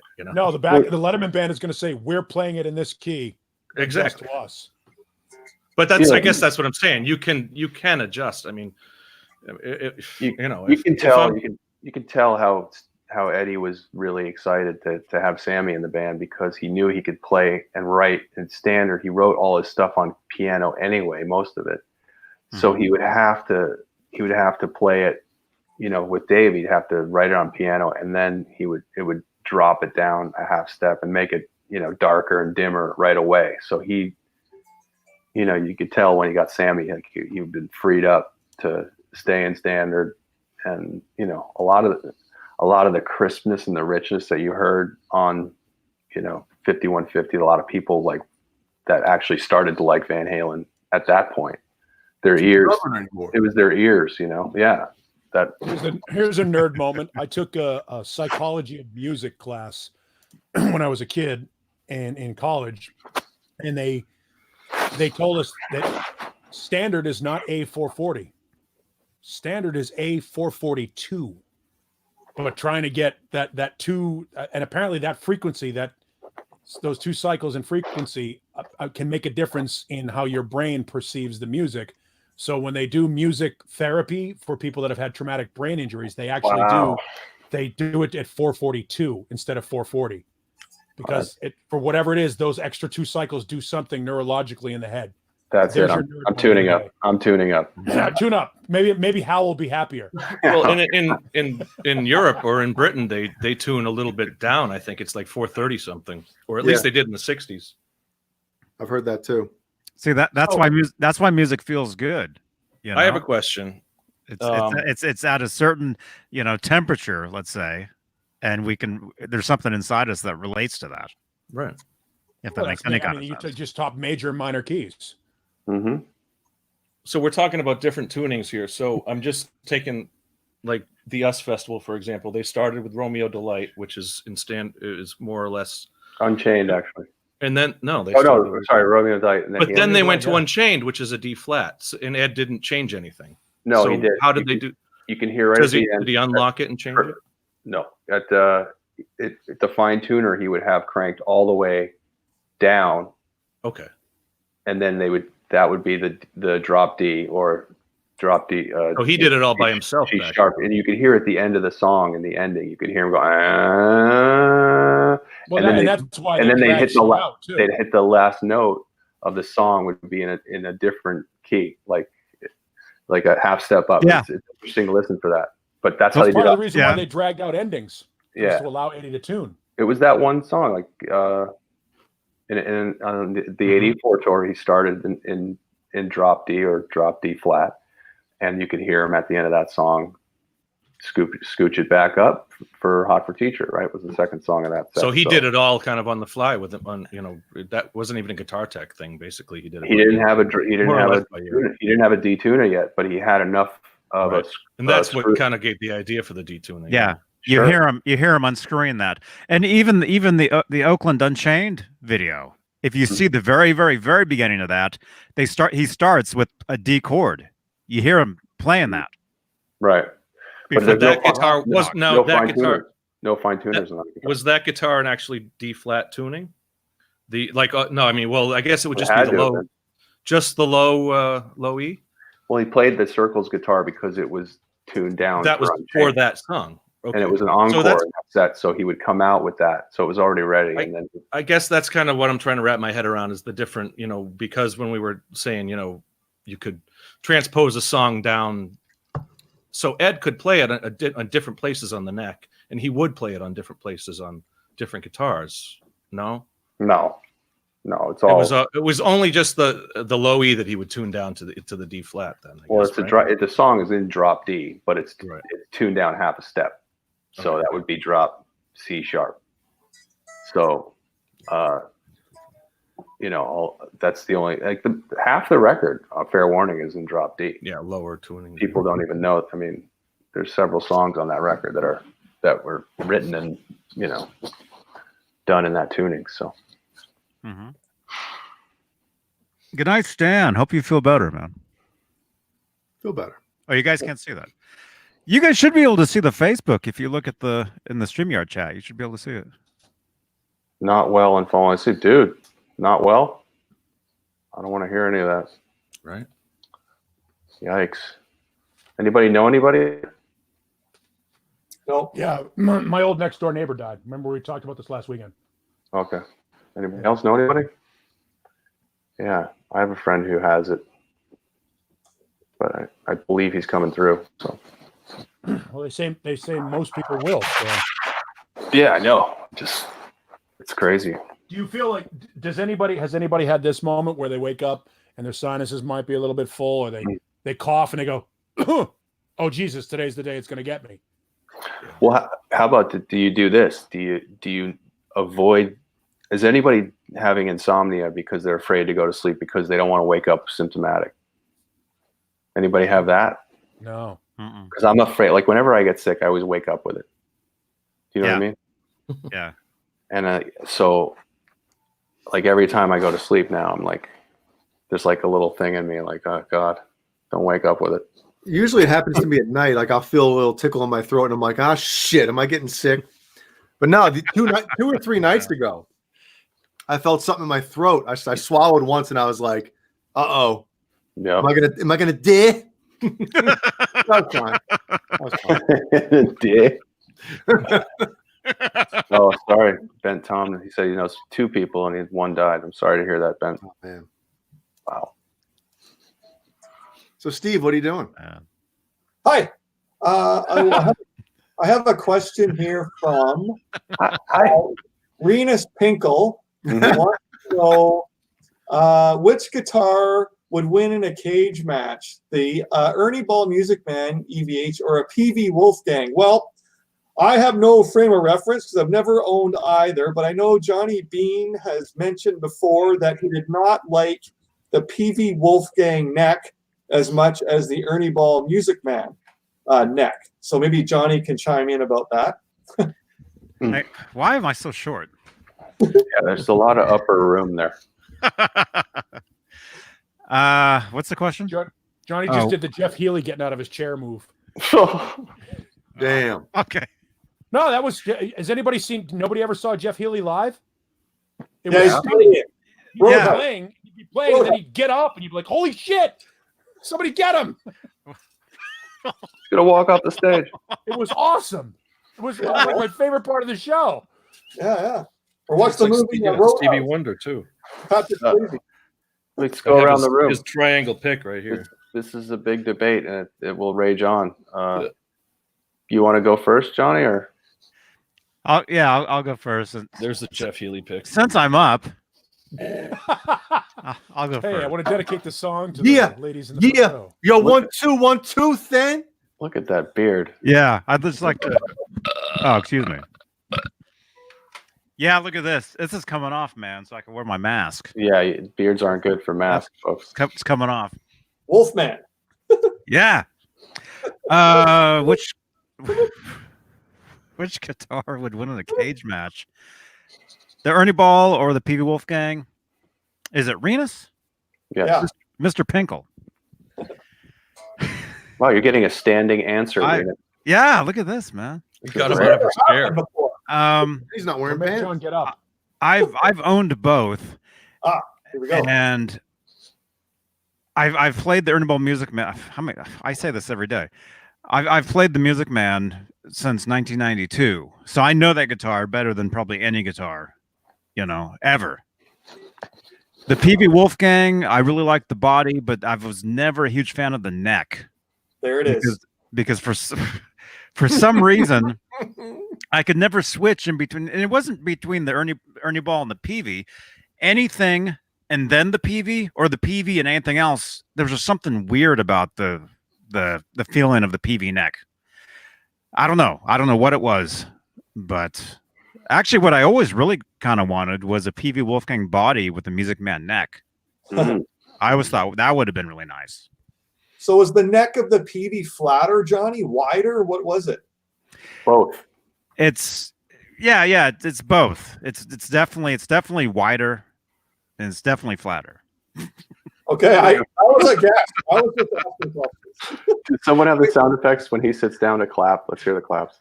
Wait, the PV. I can do that myself. Okay. Thanks, Johnny. Thank you. Not only did he sit down, he also lowered his chair. Did you notice that? Yeah. When he Wait, sat in, he let the little hydraulic out on his chair, so it dropped down a little bit. Yeah. Every 7 years, he stands up and answers a question. So he's good for 7 years.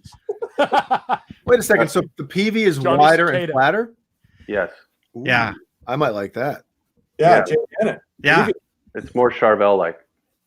Oh, Like old Easy. day Charvel. But it, I owned an Ernie ball just like Johnny, the same one, from 92 till 2016, and that was my main guitar. And I never owned a PV Wolfgang, but I played them, and now I own an EVH Wolfgang, a couple of them. But it's hard. I mean, for me, the Music Man felt really small, the neck really small in my hands. I have gigantic hands, so there were like way higher register on the neck was a little bit complicated for me with that guitar for some reason. I always thought,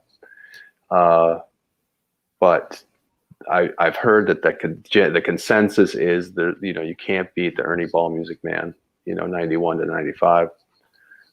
With any of the guitars that have come from Eddie since. And I can agree with that, but that this one right here, this EVH Wolfgang 2009 American, it's probably the best guitar I've ever played. Period. I'm just my opinion. It does everything I need it to do. It sounds amazing. Feels, I mean, it's just, and I knew it right when I started playing it, and I was hoping that because I spent a lot of money on it, but that's my own personal preference. Then again, I haven't owned a PV, so I don't know. But I tried those the HP2s, and did I think they were better than the EVHs? No. So it's all personal preference. I'm sure there's some PVs that are just incredible, just because every guitar is different. Yep. And for a lot of them probably are incredible. And then there's a lot of these Fenders that are incredible, and there's a lot of Ernie Balls. Like I borrowed an Axis last year for a year from this guy I was teaching, and he had a little tobacco sunburst Axis from like 2004 or something. And that guitar was amazing. It's, and I miss it. So, I miss those pickups. I miss the richness. There's a richness in those pickups. That's probably the secret to the Ernie Ball more than the feel. I think there's a sound to it. So that's my answer. Go ahead. But no, you're right about the whole like personal preference thing. Like I prefer the Ibanez, thin, flat fretboards, thin neck, flat fretboard. And some people are like, like the thin, and I don't have massive hands, but I don't have small hands by any stretch of the imagination either. And I love the thin neck. I feel like I can just, but at the same time, I'm used to a 7-string neck that's wider. And when I play a 6-string, it feels like I have a little dainty toy in my hand. So, it is all personal preference, man. Yeah, I do love, vintage frets. I've fallen in love with vintage size frets and the stainless steel. And that's what you're getting on, this guitar. On those guitars, they should be on all of them. Yes. Those necks with those fretboards, those frets work perfectly with them. Yeah, they should. I would spend $100 more for a standard or a special if they just put those frets on. But they use nickel jumbos, and that's like my least favorite fret size now. So yeah, because guitars that I have, some of the Ibanez guitars, they have the jumbos on them, like this one. It's got the jumbos, but it feels great on this neck. Whereas the striped Wolfgang, the jumbos on that, it doesn't feel right, and then the Japanese one, the vintage stainless, feel great on it. Yeah. And Renus is right. It's a cost saving measure, and that sucks. Like Caleb said, an extra $100, I would do it too. It's worth it. If Eddie's using those frets, that's what I want on his guitar. Right. The standard, I get it. The standard, you're trying to cost cut and put out a decent product for the price. But for the specials, man, charge an extra couple bucks and just put what Eddie uses on it, because they're professional guitars. They are. Mm-hmm. For me, I just think that the Ernie Ball guitar is the best made guitar of the three. I just think that the craftsmanship is better than PV, and I like the feel better than the EVH.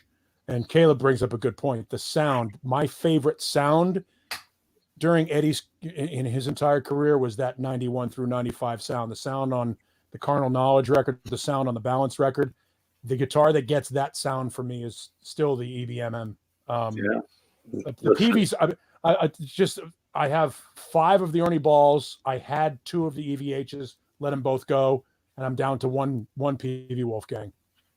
The Ernie Balls to me feel the best, feel like they're made the best, and sound the best. But I don't have the size hands that Caleb does. So his point is well taken.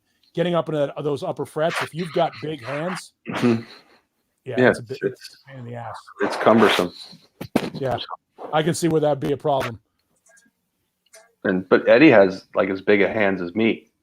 Like he's got giant hands for a 5'8" man. So, right. It works for him.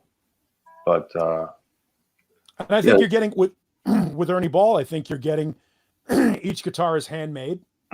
At the time. I mean, they didn't have an assembly line. They weren't assembly line guitars.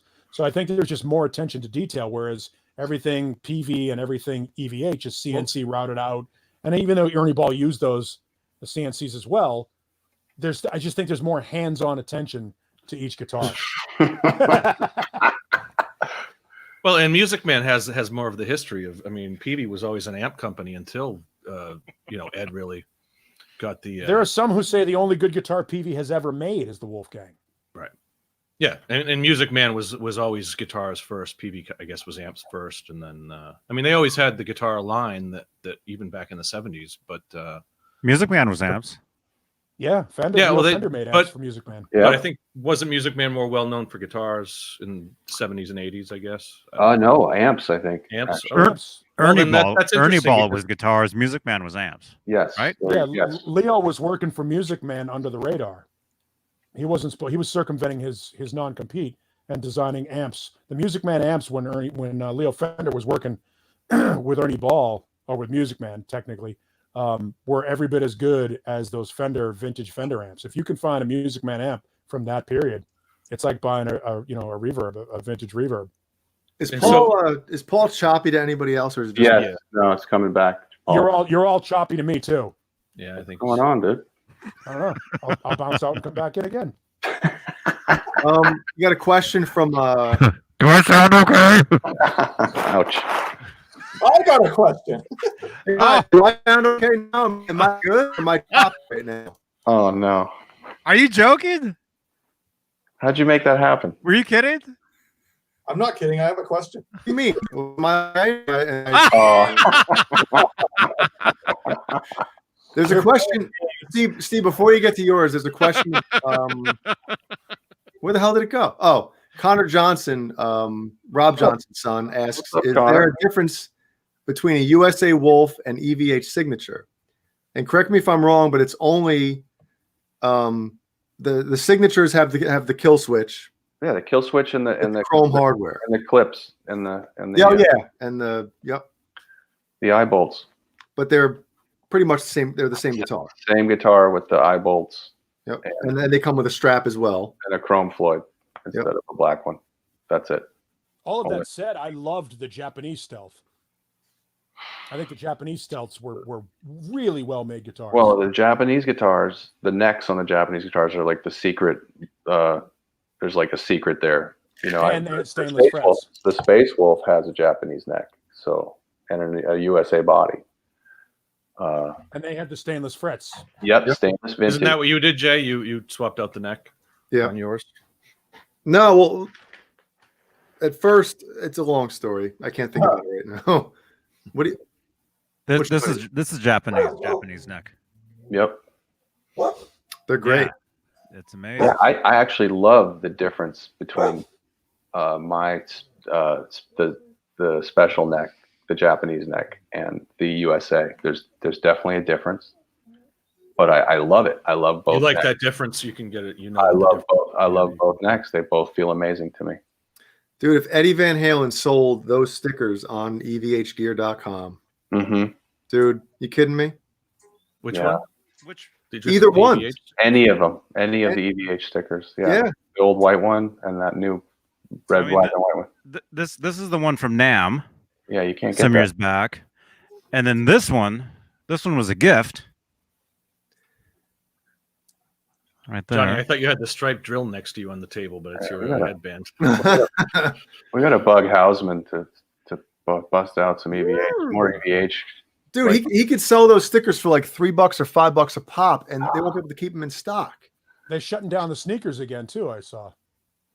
Yeah, I think they're just running out.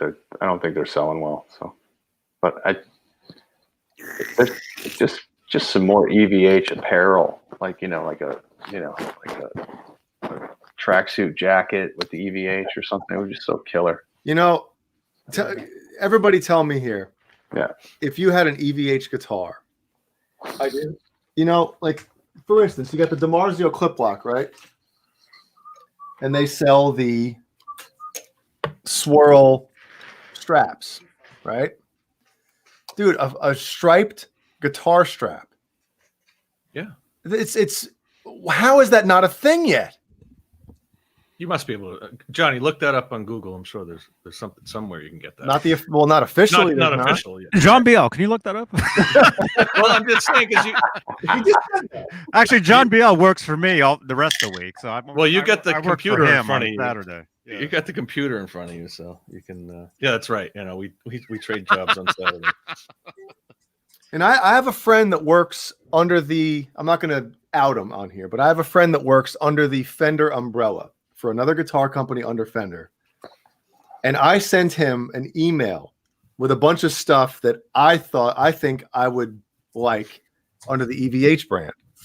And the striped guitar strap was a nylon striped guitar strap was one of them. And you can do all the different colors. You obviously have the red, the white, and the black. Yeah. The yellow and the black. And the white. You're right. It's like it's a no-brainer, man. They wouldn't be able to keep them on the shelves, man. Yeah, I mean, I could see people with regular guitars and that strap. Yeah. You know, but he wouldn't do like a DiMarzio kind. He wouldn't do that. Well, he doesn't have the right to the clip lock. Right. But I mean, just It looks like somebody makes them. But I mean, he's putting stripes on sneakers and T-shirts, and he might as well put them on guitar straps. But you're right. I don't know. You know, maybe he just thinks it's too much. It ain't too much. To that pattern, doesn't he? Yeah. Yeah. I mean, technically, somebody is selling like this. It looks like Ellie there made it that. is. I mean, it looks pretty. I don't know who this is. Ellie made it. It's awesome. It does look homemade. It definitely looks like a seatbelt or like a tie or something. It was painted on that carpet. Yeah. And there's one only. Yep. Yeah. So it's. That's what I've seen. I've seen a lot of people making. You can make your own out of a seatbelt. Like you go to the old used car lot or the trash car lot, and you pull out the seatbelts, and you can the junkyard, and you can make a lot of strap. There was a web video on that. Some guy. Yeah, that did Eddie. One of Eddie's early strap creations was a seatbelt. Oh, was it? Yeah, maybe I heard that as well. In the 70s, it's like before they signed. He you could see some guitars where he's wearing that. But Jay, it is surprising. I would agree that advertising wise, it is surprising they wouldn't have had something like that officially yet. Yeah, I would just rake the dough in on that one. I would buy one even if I didn't put it on a guitar. I'd just buy one because they're cool. It'd be cool as hell. Where does a tie? Yeah, yeah. Mm-hmm. They make the ties. Make those ties into straps. Yes. Yeah. Hey, you got? Can I change the subject real quick and Yes. show you guys something scary as hell? Uh-oh. Oh. Is that Well, alien behind you, Jay? Maybe not scary as hell, but so if anybody in the chat or anybody on here, if you know what the Ring app is, right? The doorbell, the Ring. Mm-hmm. No. I don't have a When doorbell. you watch that video and then a week later you're dead. That's the Ring. Oh. What? That's a movie, right? Yeah, The Ring is a movie, but Sorry. he's talking about this doorbell with the video with the camera on it, and it Yeah. connects to your phone, and you can talk to people through it. And it's So pretty popular. last night, Oh, yeah. well, I should say this morning, 5:17 a.m. This past morning, my phone went off. Uh-oh. Motion at Oh, your no. front door. Oh shit. Oh, Shit. Oh yeah. I'm scared now. Milk bag. Oh yeah. I don't want to So- see that video. Where's the yeah. gun cocking sound? That's Where's the gun video cock- you don't want to see. So Gun cocking sound. so peep this, right? I'll try to zoom it in on this one section. And I'm gonna play it. Let me see. Hold on. Oh man, it's gonna be so many reflections. Hold on. Let me see. I see a guitar. Oh, look at Jay's vanity light. Fretboard. He's got one of those circular vanity lights. I turn that off for this? It might Is there be, a close? they'll probably Shit. can't see anything. Just For Christ's sake. Hold on. Let me turn my power save off so it stops dimming it. send the video to Johnny so he can just play it right on the. Can you, Johnny? Yeah, yeah. If you send it to me, I can play it. Yeah. Oh. All right, I'm gonna send it right now. Email it to him. Can I text it to you or no? Uh, All right, hold on. I'll try to get it in a message. What's that noise? Is that Steve? yeah. He's like, yeah. I was hoping nobody would notice. Oh crap! How the hell do I do this? All right, I'll save it. Hola. Okay, you're gonna get it in a minute. Ring ding. Oh, There you go. thought that In the was- meantime, we'll listen What to was Steve. that? Hey, The Steve. horsey. Hey, Steve. Can you make that the? Can you make the elephant sound? Oh God. Here we go. Oh, he even did the. Oh man. I know. I was gonna say you gotta do it wrong first. Oh man. Oh man. That's a real nerd shit right there. Yeah. Ah, man. Oh man. Whoa, trigger. I thought you was Dale. He's not lying. He's not lying. Son of a sitch. It's so good. That's Jay Hannon's favorite. Son of a stitch. Oh, Cephas rolls. Oh, Man, bunch of nerds. we all gotta watch that together and do like a commentary on that or Oh, something. yeah, like- that would be fun. Street Or Science 3000. We're all or sitting. a Facebook The Live. back You of our know. heads in the front of the theater. Yeah. Yeah. That would be so cool. And then the one chair isn't Steve. It's just the back of his music board with the guitar on it, swinging the whole By the way, Caleb snorted. Riley Morgan for the win. What more do you want? What more do you want? Oh, yeah. Exactly. There you go. Riley that's a- Morgan for the win. The 15-year-old kid right there. Look at that. What's up, Riley? Man, that's good. Oh, Riley sent me the best message a couple months ago. It was awesome. he said, Caleb, this is a crazy question, but how do you do the jump? And one leg goes up, the other one goes back. it was so funny because Caleb's got it down. He's got the theory, Flying the Caleb. jump theory. I had to but I had to put it into words and write it. And I kind of want to find that and read it again. It was funny because I described how you do it. You got to throw one leg back and one leg up. The back leg is much harder than the front leg. And like I said, the jump theory. That's But it, man. It's a groin pull. it's not about the jump. I said it's about the landing. You got to make sure you land good. So, you know. But it was funny. I enjoyed that question. It's probably the best question I've ever received randomly on the internet. Thank you, Riley.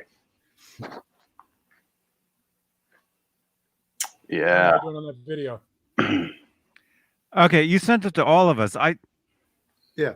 How can I? If I click on it, will it get bigger? Yeah, and then you can Whoa. zoom Oh. in. That's what she That's said. what she said. Hey now. You can zoom into the. Okay, I got it. Ring.com. Let me see what your next message is, so it doesn't show that though. Yeah, that'd be bad news. What? Because let me see. Let me see. Jay Hammond's a racist. What? Oh, God. Who said Don't that? tell anybody. Okay, it won't. Oh man, Yeah, dude. I'm watching Yeah. it. Imagine sitting up and like getting a notification to your phone and then looking at it. And I didn't see anything at first. I was like, oh, it must have been a bug walking across. And then I replayed it and I was like, whoa, wait a minute. And zoomed in and sat up in bed. And Jeannie was like, what? And I was like, somebody's outside our house. Oh Christ. Good way to get Oh shot. God. Oh, I'm gonna have a fucking nightmare. Here it Ready for is. this shit? There it is. Oh no. Oh Looks like no. they're staggering. Yeah. Could have been me. Looking for a place to piss. So Rewind that, dude. What are the gun laws in South Carolina? was he scoping you out, or was he just like kind of stumbling by? I think Was that a somebody's just ghost? stumbling by, but Yeah. Oh, okay. So they didn't come to the door. They just did that. no, but still, dude, like it looks like he's see-through too. I was like, is that a freaking ghost? It's a ghost. Right. Whoa. And that's Whoa. the whole reason why I It's got that my gun. Apollo 11 screen. Now is he on your property? frame rate. Dude, that's like 10 feet from my front door. He's probably pissing on your front door, on your front lawn. And our car was parked in the driveway because we're cleaning out our garage. And the car is in the driveway. So he might have been he might Scoping have inside, checked the looking inside. yeah. What kind of neighborhood is it? How far off the track is your was he going somewhere that clearly, or No idea, dude. That's what I'm saying. What time? 5:17 a.m. Mm. yeah, that's almost sunup. So That is a ghost. Look at It looks that. see-through. A ghost. Look. So there's a you can see shadow, right- though. you can see right through him. Yikes. Dude, and imagine me, like, two young kids in my house. I'm like, do I go outside and leave my door open? I'm glad he didn't. And then I'm glad he didn't- So that yeah, woke you up at I'm 5 glad, a.m. I'm glad he didn't steal your rotten pumpkin.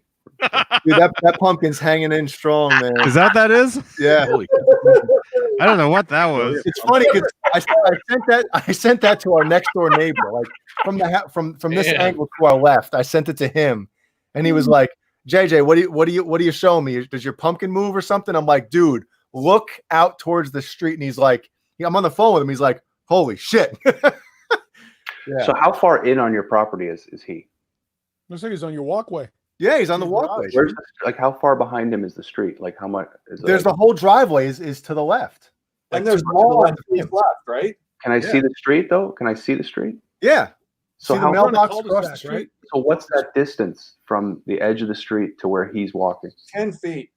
That's Edge of it? the street to where he's walking? No, there's 30 my feet. entire driveway distance. Like 30 feet. Yeah, I would say Okay. about 30 feet.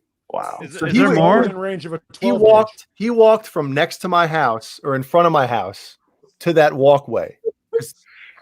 I love that Paul has shot this guy 7 times since we've been watching this. Yeah. Well, no. Here's the deal. I got my gun license because of shit like this. What's that? I said, I got my gun license because of shit like this. When I was in Memphis, I lived in an apartment complex, and my hours changed from 7 to midnight to 6 to 10. And there was this guy banging on my door, on the door. And I had my headphones on like I do right now. I was doing work in my office. And my wife at the time comes in and goes, "Hey, someone's at the door." So I go to the door and I look out the peephole, and there's this drunk guy banging on the door. Now, at that time, I didn't own guns or any of that shit. But I called the Memphis Police Department, and they took an hour and a half to get to my house. Because they were understaffed. Mm-hmm. They were understaffed and had to prioritize my call. And I lived on the edge of Memphis proper in a town near a town called Bartlett, Tennessee. So they basically said, well, it's a county call versus a city call. And they basically passed the buck back and forth for an hour and a half. At that point, I was like, Jesus, what am I going to do here? So finally the cop shows up. I go out to the front yard and I go, "Hey, where the hell have you guys been?" And he goes, "If it were me, I'd have a gun." And I said, "You told me I should have shot this guy?" He said, "I'm not telling you anything." Yeah. I would have had a gun. Wow. So yeah, and I live in Arizona where you can carry concealed without a gun license. So yeah, the thing here is stop or I'll shoot. So if anybody knows like some of the housing developments in South Carolina, the houses are kind of close together. Mm-hmm. So we're on like a cul-de-sac. So it's like, the houses are kind of like in a circle in this one area. Right.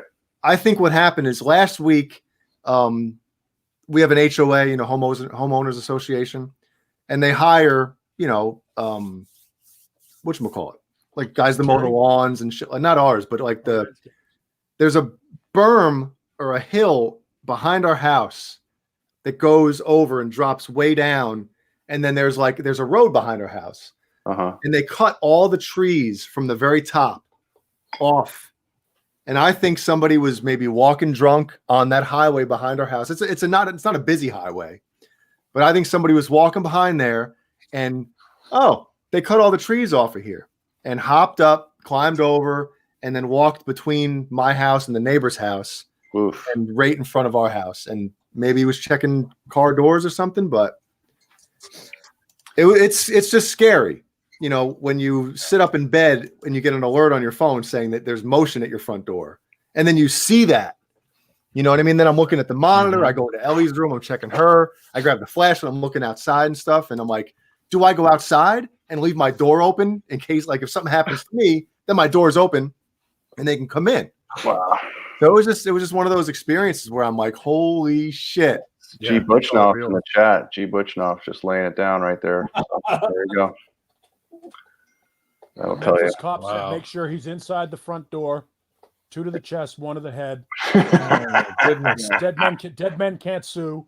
And better to be tried by 12 and carried by 6 because when seconds count, police are minutes away. Tried by 12. And it's a whole different ballgame now that I have kids. It's like that's all that matters. You know what I mean? Like, well, yeah. Yeah. Oh yeah. That's I'm sure. Yeah. It's your house, dude. Yep. Mm-hmm. It's my house. Let me ask you You know what something. it is? Jay, You don't like it? You get the.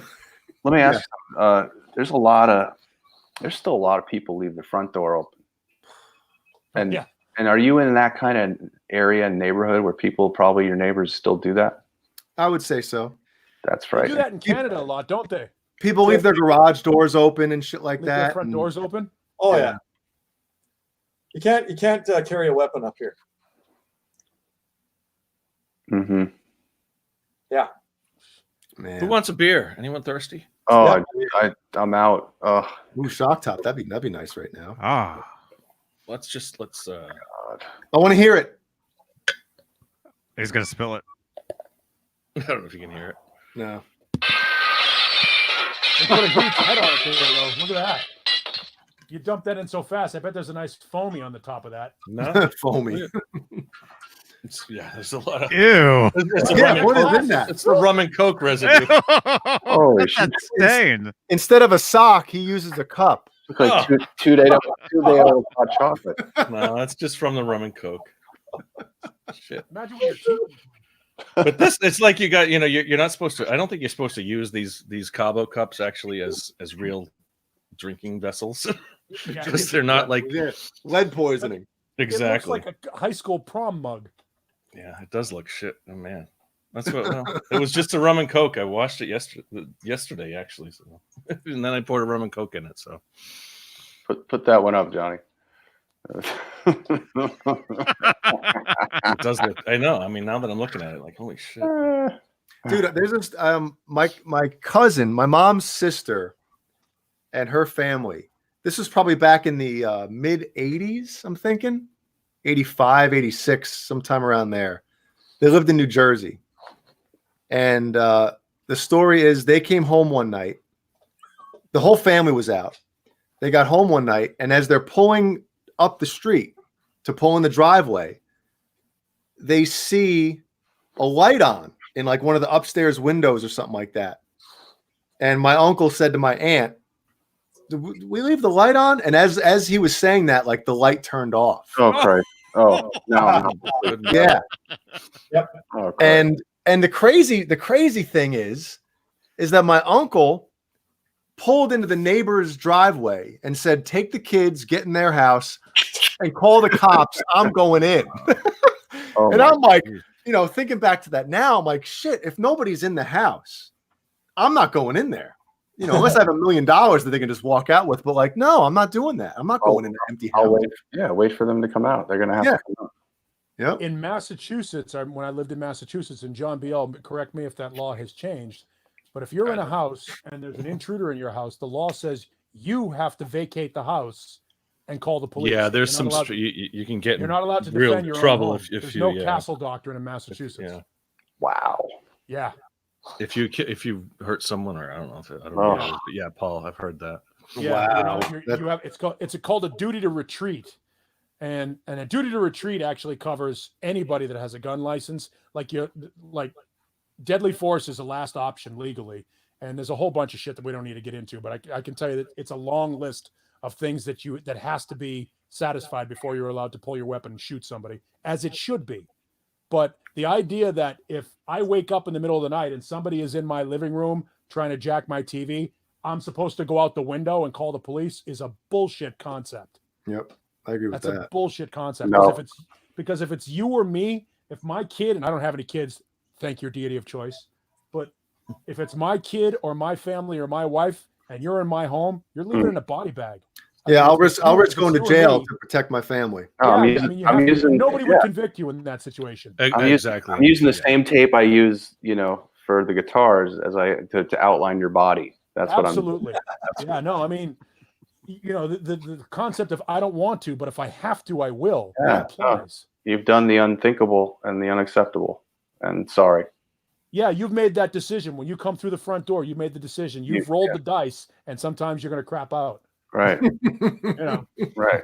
So all I'm worried about is how are we going to clean this mess up? I can't. I mean, and in that scenario, it shouldn't be your problem. You call the cops and then they'll take. No, I mean the actual mess, right. The actual mess of his bleed out, or hers. What you say to the police, this is what you're told to say to the police if you shoot somebody. He told me he was going to kill me, and I believed him. There you go. And that should be enough. But that's and there's a whole. Again, this all sounds like macho sauce, but when it's all said and done, you guys have kids, and I can't imagine that level of fear or protection in that level. Yeah. I mean, and delete this video, Johnny, just in case something happens. Because when I use that line, I don't want this video to be. Oh my god! Renus Pinkle says, "Finish your story." 7/8 was someone in the house. I think he's talking about my aunt and uncle's house. Yeah, there was, I think, two guys in there, two teenagers or something. Whoa! And I think the cops showed up. I'm trying to. It was so long ago. You know what I mean? But call them up. Yeah, I think they caught the kids that were in there. Yeah. But just the fear, you think of like, imagine driving, like getting home from like a movie night out or something, or dinner, and you're about to pull in the driveway, and you're like, "Honey, did we leave the light on?" And then it turns off. Holy shit! Yeah, I'd have to clean up the seat. Right. Yeah, dude. So But I'm not going in unless I have somebody in there, a family member in there. I'm not going in. I'm staying out. Johnny, shave on the show. Let's go. Shave it. Just half the face. Oh yeah, we talked about that. Oh yeah, I can be the real half face. Huh. Yeah. Half face. So we know that Jay's had contact with a ghost outside of his house. The rest of the panel here, have you guys ever had contact with a ghost that you know of? Yes. I thought I did one time. Okay, let's hear it. What's the story? Now we're getting somewhere. Yeah. Hey, let's do it. I'm up for that Paranormal, I love it. Definitely. Nesdall just rolled over. Yeah, well, this will sound weird. I'll say this real quick. I was playing in a graveyard one time. With the Mayfire? Just because. No, just because. With the Mayfire here, Steve. You didn't see that show? It was on YouTube. Do you have the CD? Is the CD right there? Live from the graveyard. Oh no! You got it. There it is. You got it. Nice. There it is. I'm the one in the middle. There we are. What, in the back, way in the distance? Yeah, that's me in the Okay. middle there. Yeah, That's me in the middle. right there. Yeah. All right. So my family, we went to hang out with some friends or whatever, and they happened to have a graveyard like in their backyard, basically. Whoa. And I was running around. It was in the dark, and I fell into a grave that was just dug. It was just Fresh dug. grave. A fresh grave. Yeah. How long ago was this? Oh, 1985, 6. Oh, okay. All right. Jeez. And so I fell down into it, and I had to climb out of it. It's pitch black dark. I told you this one time. I climb out, and I swore there was somebody standing there looking down at me. That's my grave, young boy. Get out. He's like, get out of there. That's mine. Get out.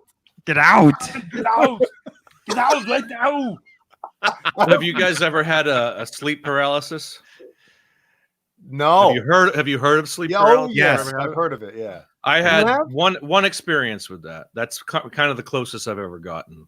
But and science has explained sleep paralysis as kind of like a mental thing. Well, give It's us not- your experience. Well, just laying. It was probably, I don't know, 15, 20 years ago. Long. I mean, I was in my first apartment by myself. long time ago. I think it was an afternoon. I had taken a nap or something, and I woke up kind of in the middle, and you're kind of in that halfway state where you're not quite awake, but I couldn't move. I was just laying there, and I'm like complete. And then they, it just like the stories say, you get that sensation of like someone like sitting on your chest or something like that. Really, like, I don't know. It's just a presence.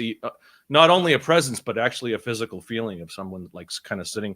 And then slowly I came out of it, and it was just like I forced myself out of it. I was like, move, almost like you've seen Kill Bill, and she's trying to move her toe. Mm-hmm. So it was like, it's kind of like from what I've read, sleep paralysis is like a glitch in your, sleeping state. So you're physically actually immobile. You can't move. Like you're paralyzed for. Mm-hmm. But you're fully conscious, I mean, that's, and I don't believe in ghosts or any of that. I mean, I really don't. I don't believe in the paranormal or any of that. But I've experienced sleep paralysis. There was a weird and strange. There's a movie on Netflix about that whole thing, about sleep paralysis and people like basically haunting you while Tiger King? No. While you're literally like laying there. That put me to sleep paralysis watching that. But that's the other thing, like, people who, like, you talk about like the Amityville horrors and stuff like that, and it's a lot of it was because of CO2 poisoning. That's really what, after years of science kind of looking at those stories of people describing these things, not only presences and stuff like that, but just a lot of it was CO2 contamination or poisoning that made. We've all had those dreams where you're like, am I dreaming or am I not dreaming? We've all had those dreams where we don't know. Well, I was watching this clip on the Joe Rogan podcast, and he had one of those guys that like studies dreams and all that stuff. Is that the guy with all the hair? It looks like a wig. Yes. Is that guy? Yeah, I think it Yeah. was him. And Joe Rogan said something like, he goes, I was told years ago that if you're ever in a dream like that, he goes, walk over to a wall or a door and knock on it.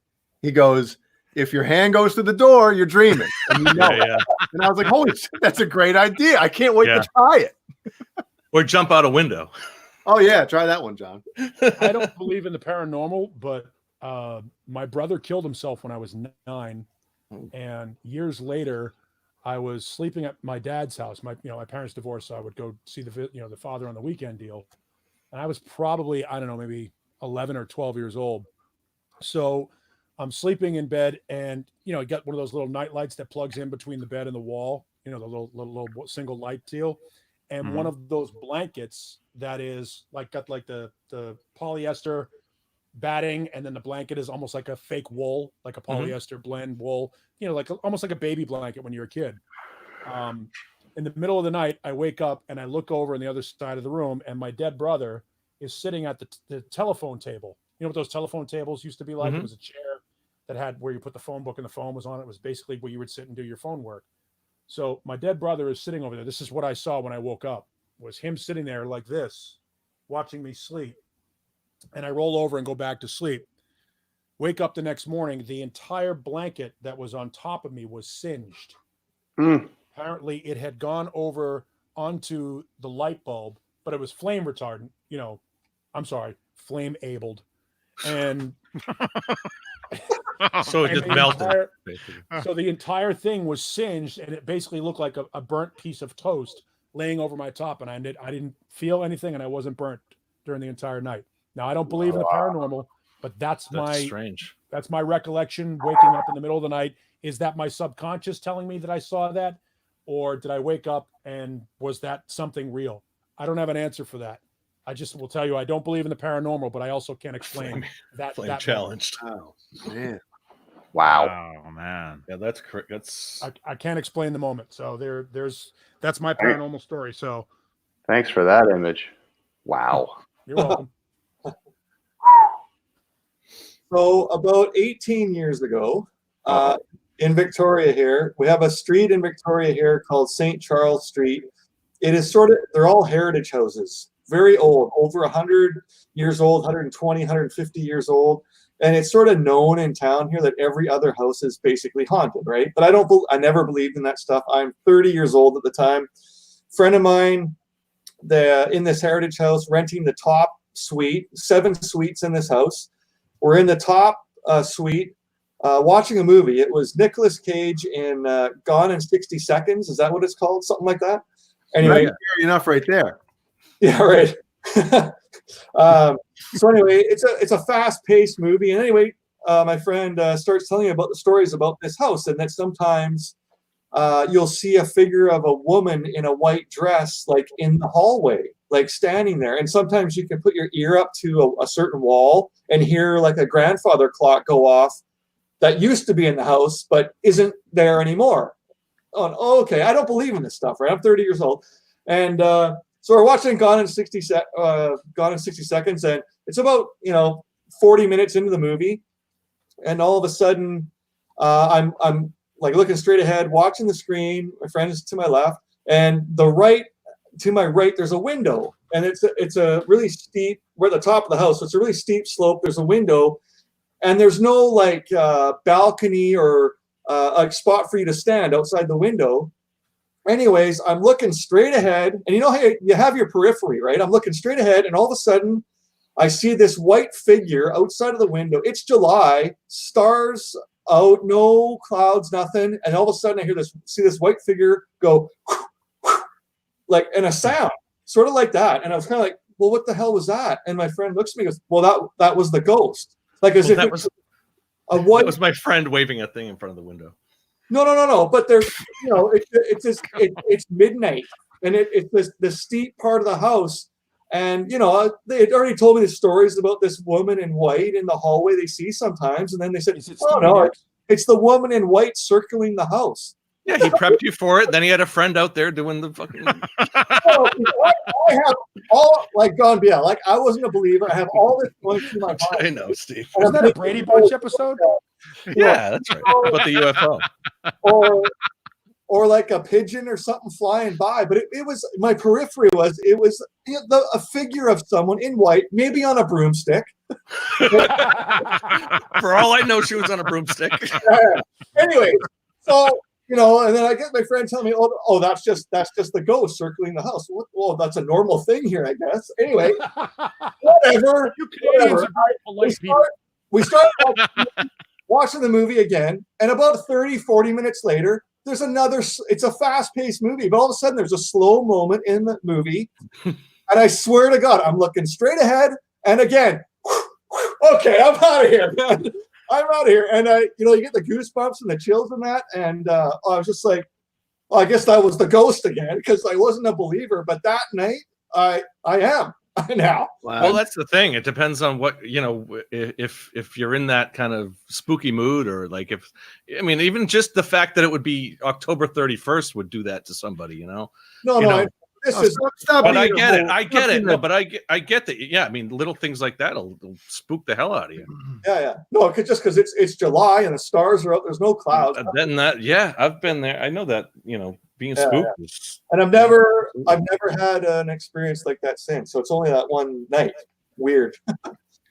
Man, I've had a handful, but I'll tell you somebody else's story real quick. Somebody my brother used to be in a band with when he was in high school. I remember him telling us this story.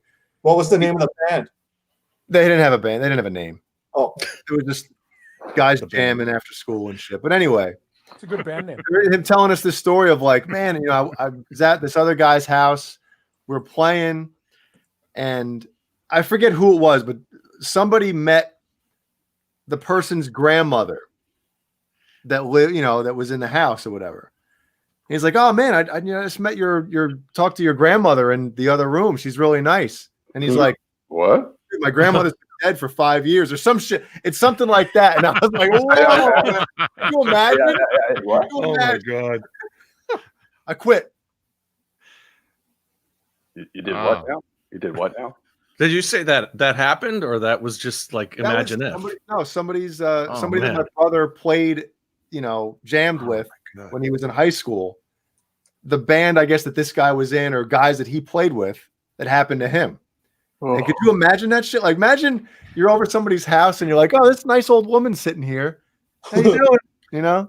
And next thing you know, it's like, dude. But I immediately go to like, did that really happen? And that's kind of like the skeptic. And there's so many reasons why you could have tricked someone like that, or it could have happened. But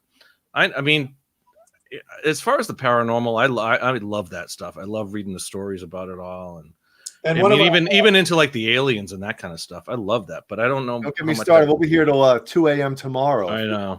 Aliens, I believe more than paranormal. I believe the aliens. Yeah, my friend in Bakersfield, California, herself and her brother lived in a house outside of LA, like in college. And they had that thing, like the Sixth Sense. Remember when the kid in their kitchen, you could leave the room, and all of a sudden you come back like 10 seconds later, and all the cupboards are open and the drawers are open, and you're like, or like Poltergeist, yeah, that kind of stuff. And it was for real, like that. They say no, that actually would happen. You're like, wow. Yeah. As far as the alien thing goes, man, I just think it's unreasonable for us to believe that this is the only rock in the infinite universe where anything exists. Right. I just, just logic dictates that somewhere out there probably is something else. What it is, who knows? Yeah, but it's frustration. It's the frustration that there's not something on the moon, or there's not something on Mars. I want it to happen. Yeah. No, you don't, because if they figured out how to travel through space, we're done. They're just going to step on us like ants at a picnic. I disagree there. We're easily conquerable. Oh, we are. If we let's just say there was an advanced race that wanted to take us over. I know. We're at such a tipping point. It's scary. But if there was an advanced race that wanted to take us over, we wouldn't see them. If they've conquered space travel, it'll happen in an instant. They would just cause catastrophes on the planet. You know what I mean? Earthquakes, tidal You waves. guys No, see they'd be Hitchhiker's they'd be Guide? like Come us, on. poking frogs with a fucking stick. You know, we know that we dominate certain animals, yet we cruelly treat them in certain ways just to see people fuck dog fighting. Mhm. People do shit because they're curious or they want to see what will happen. Trial and error, whatever it is. So who knows? Maybe they come and they look at us. I mean, you know, anal probes. Maybe it's a thing. Hey, you see that volcano down there? Let's set it Yeah, off and see well- what happens. Well, you know, That happened yesterday. Oh it no, did happen yesterday. Yeah, right. fucking Krakatoa. Yeah. You know, we should all be thankful that everybody in the world is too afraid to go out and do anything, because school shootings don't exist right now. Terrorist attacks don't exist right now. These are all good things. Like if there's something good that can come out of this whole thing is Dude, that the air quality in Los Angeles right now. we can reset.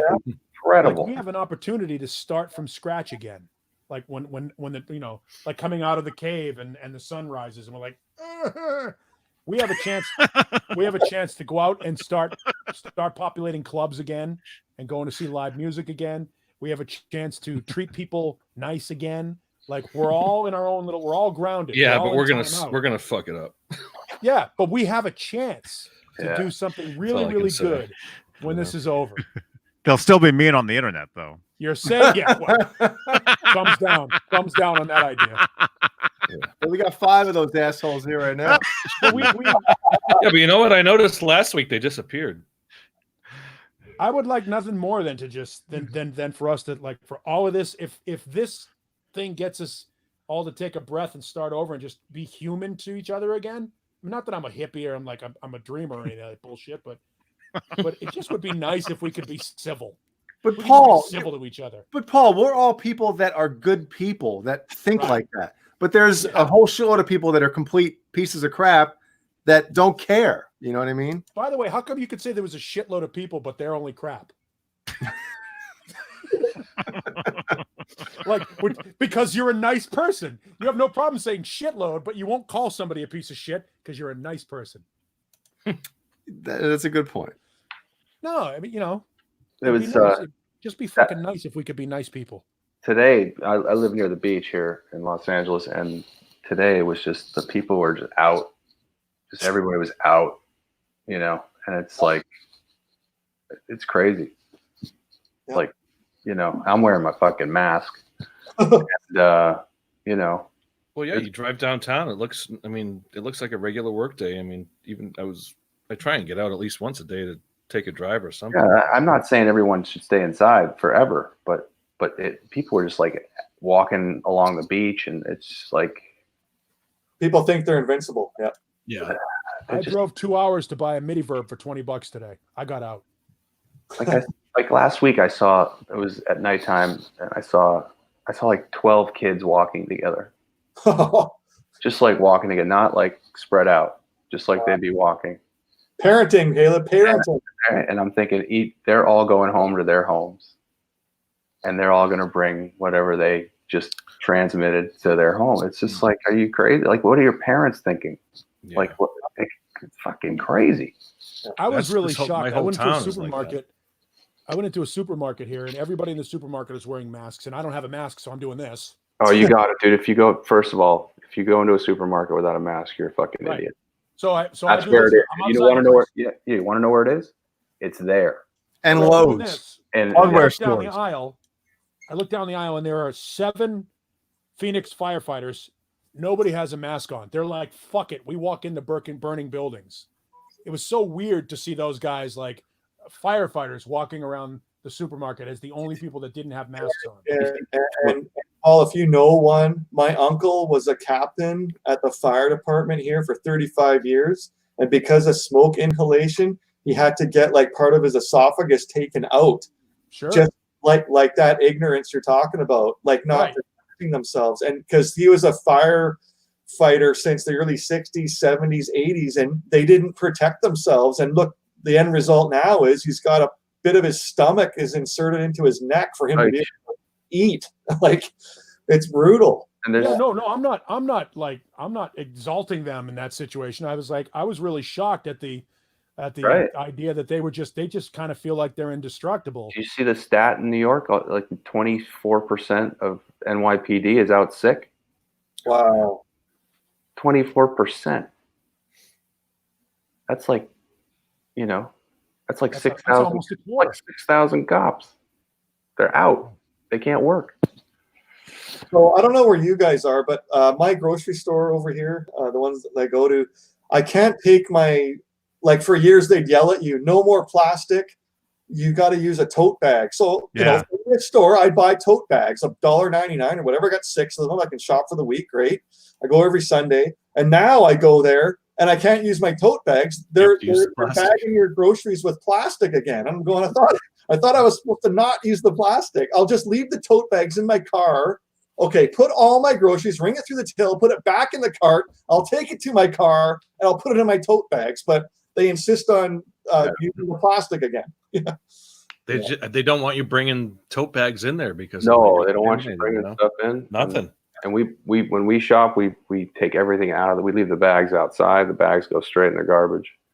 Everything used to be saved, and now it's just everything's getting thrown away. All the packaging, we wipe it all down. SD just said that all the beaches and parks are off limits. They get a $1,000 fine. The one thing I didn't see today at all, a fucking cop. Didn't see any cops today, and that was the scariest. I don't know. Are they the donut? Well, if New York has 25% people out sick, then I'm sure LA is probably pretty similar. Well, we're doing a lot better here than New York, but I think people are noticing that, and they're like, "Hey, let's bend this curve a little more." Are you crazy? Yeah. It's fucking nuts. So I got a thing back to the paranormal thing. So this is in my brain. I gotta get a drink. Yeah, exactly. Me too. Go for it. All right, everybody get Steve. No, Steve, I'm all ears, man. No, Steve, I want to hear the story. I just got to go get a drink. Yeah, me too. I got to get one too. So hold on. Oh, come on, I gotta go. God damn it! It's only 2:30, Jay. Come on, you got a half hour. Hour left. With a friggin'. Oh, I was about to show the cam right here, but probably shouldn't do that. No, he's gonna wake up in a few and want a bottle, and I gotta go give it to him. I'm tired right now. I took fucking 3 naps today. So you pretty much do the night shift? My wife has been a trooper. But today, because the whole thing that happened last night, I didn't get to bed until 6 this morning, or 6:30 this morning. I didn't get to bed. I woke up, and obviously, Ellie wakes up at 9:30. She's like, right. She doesn't want to hear, Ellie, I'm tired. Please go back to sleep. She's up and ready to go. So she must be doing Easter tomorrow. You get Easter basket for her and all that? Yeah. Yep. All that stuff. We're going to do Easter eggs in the backyard, hide them and crap like that. But, man, that's probably the worst part at this point is not getting any sleep, Sleep is golden, man. Oh God. Especially, man. So my wife was so cool today. I took 3 naps. And it was like the one before. I mean, I guess technically the one before I came on with you guys tonight, I hopped into bed with Ellie and I waited for her to fall asleep and I was like passed out. Jeannie had to come get me. She's like, "You going on the show in a couple?" I was like, "Oh man." Jay's top shelf again. Jay's up at the top. By the way, Brian Spalding points out if you need to go to a store, go right when it opens, be quick and get the hell out. You can't do that in Arizona because they have elderly senior hours. Yeah. Senior hours. Elderly hours. The first 2 hours belong to them. Here in LA too. So I go down to get toilet paper. I think it's good. I go down to get toilet paper and it's all gone by 7:59. There's no toilet paper left. Yeah. Somebody told me you go because these stores are changing their hours. A store that would normally close at 11 o'clock is now closing at 9 o'clock. You show up at 20 minutes of 9 because they're already stocking the shelves for the next morning. Right. So you show up right before they close, grab what you need, and then you're out. Yeah. Okay. So my next. Yeah, I want to hear this. Yeah, story. I want to pick your brain on this. So guys, for me, this whole Area 51 thing in Nevada, this is my brain.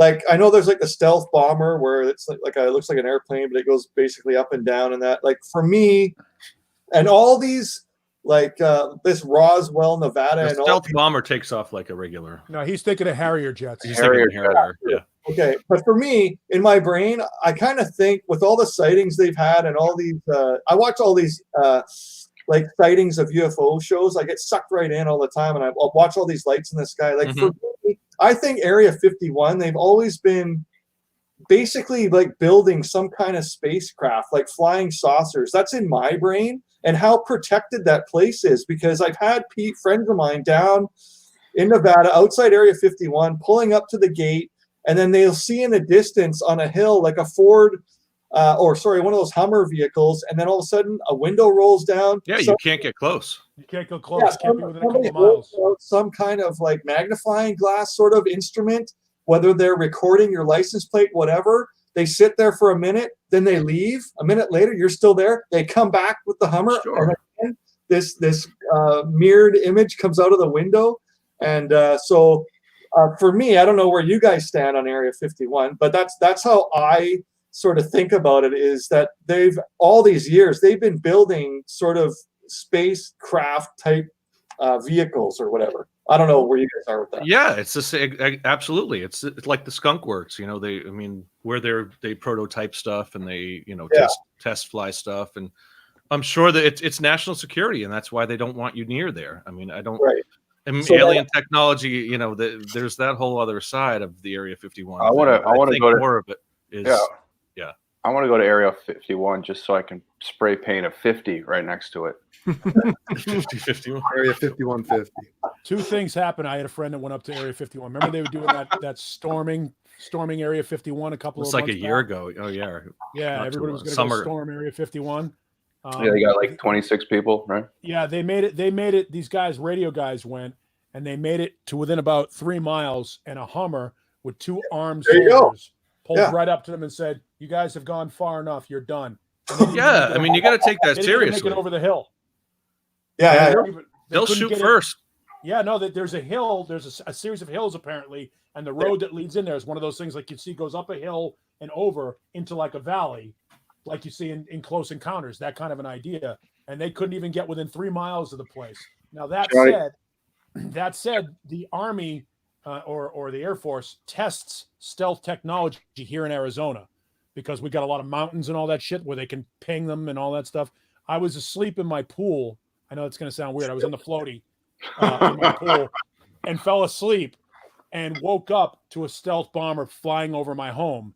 And I didn't realize it was there. I didn't hear it. I looked up and could catch the outline of the wing against the night sky because the moon was lit bright enough. I could not hear a fucking B-1 stealth bomber going over my home. It was just humming. It didn't make a sound. Not a sound. Had I not been looking up at the time and seen the silhouette, like the Batarang, Batman, that kind of That's like the Phoenix Lights. Had I not seen that, I would never have. Hold on a second. I don't think the stealth bomber is silent. It's just it avoids radar. No, it's also very quiet. That's stealth. I mean, stealth quiet radar and quiet sound. A heat signal. I thought it avoided radar and all that stuff, but it wasn't silent. But I could be wrong. Maybe there's some new. It was very, very quiet. How high up? I think that was part of it. Yeah. I don't know how high up it was. I mean, all I saw was I looked up and just saw the silhouette. Like how big? Like if you could just like. Was it hovering? No, not. They don't hover. They don't hover. They don't. That's what I was gonna say. Wasn't a stealth bomber. No. The Harriers hover. The stealth bomber. Those are English. This thing just went right over the. It was big. It was big. It was. They fly over the ball games. You could hear them. That's weird. Yeah, I couldn't hear this thing. It went over our house. It was heading toward the Superstition Mountains, which, if you watch Raising Arizona, that scene where that's the whole Phoenix Lights thing right there. I mean, that's higher standing there. Those big mountain ranges where they're standing in front. That's where they go and they test that technology to see how close to the mountains they can fly without being detected. Oof. It's insane to watch because we've got Luke Air Force bases in the West Valley in Glendale. And they launch shit out of there all night long. If you live over in the West Valley, you hear jets all night long. Stealth bombers can go up to 50,000 feet with a range of more than 6,000 nautical miles. So they can. Yeah, I couldn't hear anything. Yeah, well, it's 50,000 feet. You're not going to hear anything. He didn't No. see it at 50,000 feet. Probably not. That's you wouldn't be able to see. He's not going to see that. Commercial airlines are like 40,000 feet. Right. Yeah. No, this thing was high. Wasn't that? I mean, it was huge, so it wasn't that high, but it was really quiet.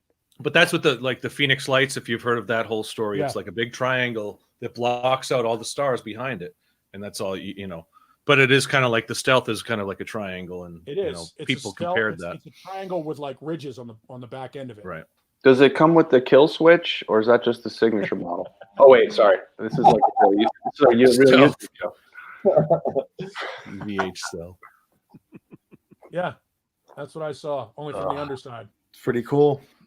I got to check out, That boys. shot could have been in Arizona. If you look at where the terrain was, that might have been in Arizona. Sure. Any of those I'm checking out. bases. Good night, Jay. Great seeing everybody. Steve Anderson, Thanks. Philip Rappaport, Neanderpaul, John BL, Johnny Beane. Wait, you forgot the guy out front. Oh man! Don't do that. Don't do that now. Jay, I'll shoot that guy for you. Yeah. You know, I was telling Jeannie earlier today. I was like, could you imagine if at the same time tomorrow morning it happens again? And she's like, don't even start. You're not going to Was sleep that tonight. last night? Oh. It was this morning. Well, yeah, Oh, Man. like 21 hours ago. Oh. Just stay up, Jay. I know. You need a You're better Ghostbuster, man. It's only 2 hours, 2.5 hours. I need to call Ray Parker Jr. Yeah. Or Amazon. That guy had read a lot of tunes, man. Amazon a Glock. You know, I figured I'd just get a shotgun and not even load it and just, Yep. you know, just the cocking noise alone. Just Do this through your guitar, through your amp. Just do that. yeah. Yeah, set up There your you go. 4x12. Crank it. Yeah. Well, yeah, dude, you got that 4x12 behind you. Put that in front of your door. Crank it. If there's somebody out there, they won't come in. Yeah. I have It'll be everything too I loud. can do to keep.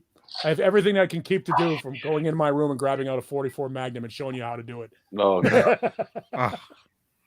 Play it through this PA system right here. Oh, there you go. Your 1973, 74 sound I'm reinforcement. waiting for the mini version of that, John. Yeah. Look here. Look at the low end. There's your your low end horns right there. Literally. Low end Imagine horns. standing in front of that. It's like 8 feet tall. Ugh. Yep. All right. If you use your amp for the gun noise, for the cocking noise, I want to know your settings. Okay. Base on 11. 10 all the way up. Night, bud. I'd hurt myself carrying the cabinet down these steps over here, so it's staying up here. I roll them. Yeah. Oh, it's a good. Or put a blanket on the stairs Slide and it. then tip the cabinet over and then slide it down. I've done that. I would always just roll it. I mean, I wouldn't let it roll. I would just use its own weight. Yeah. All right. Good night, everybody. Night. Yeah, Jack. Night. I'll see everybody soon. Yeah. Bah. Yeah. 5. We're 5 guys. Oh, that means we have another slot. Oh. Anybody in Where the chat? is the captain? Let's bring a stranger in. Yeah. Break up Nesbell. Who do we actually know in the chat? That if anybody. Who My wants- ex-girlfriend's long gone. She was, by the way, she instant messaged me on Facebook while we were all sort of goofing on her. She's like, "Make them talk about me again." I'm like, "This is why we didn't work out." Damn football player. She got a little thick in her housewife age. She had a kid and put on a couple of pounds. Oh, Oh my god. nice. Good night, Bent. Good night, Bent Tom. What a sweetheart of a human being. But she wanted to be the center of attention so much when you guys were talking about her. Mm.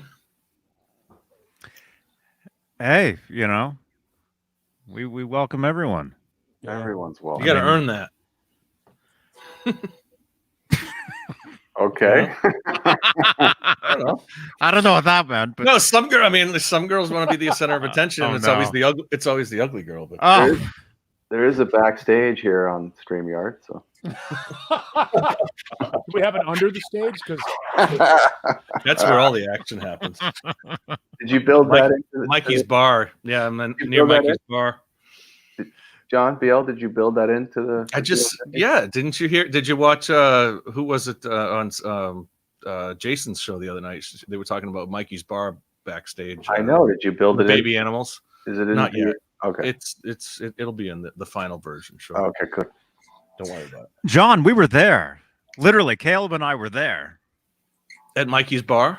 No, with baby animals. Yeah, we got We were on. both- Yeah, we were I both watched on. you guys. Yeah, I watched you guys. Yeah. I saw it. Yeah. Good I was there, documentary I was on there Baby too. I Animals didn't. on YouTube. That's cool. I like that band. I get both records. Yeah, they were very cool. Yeah, it was definitely. I think the that stories are really my red EBMM might be one of theirs, because that guy with that guitar player was apparently getting them from Eddie or Ernie Ball. So he told the story. He got his from Eddie. Yeah, I think we matched. We tried to match the picture of his to the top of mine and found it didn't. It wasn't. Well, he still got that one. Yeah, mine went to artist relations, but they won't tell me who. And Eddie wouldn't sign it, right? That was what he was saying. He wanted Ed to sign it, but he said it's already on there. It's on the headstock. Really? Oh, Well, that's what the baby is. What's his name? Yeah, there was a part I missed because I had to go for a walk. SD asked if I would post a link to the Sunday Live tomorrow guest spot. I don't have a link to it, but it will be on Hal Sparks's page. So if you want to follow Hal Sparks and set an alarm or the bell thing, you'll see it tomorrow. Hopefully, we're going to do it tomorrow midday here. So Yeah, I would think it would go to his because I get the alerts. It would go to his YouTube and his Periscope. Yeah, he's going up a lot lately. Yeah. So. Yeah, like you know how right now we're on YouTube and Facebook? Mhm. Hal does YouTube and Periscope Right. combination. Periscope really hasn't caught on to the masses as much as I thought it would, and that's actually a good thing because it hasn't been really. Mm-hmm. Yeah, well, it was the best way to watch MMA for a long time. So You all know, Best the way to watch paper- a Van Halen concert in 2012. yeah, no, all the pay-per-view, like, because MMA could end in like 5 seconds, and then you're out like $60. So I would just search Periscope for the fight that was going on, the big fight, and then I would have someone filming their TV, get to see the fight. It's awesome.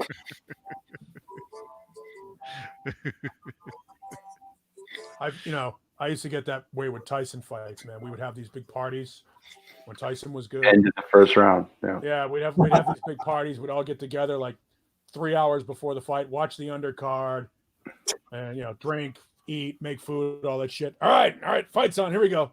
20 seconds later. What a waste. It sucked.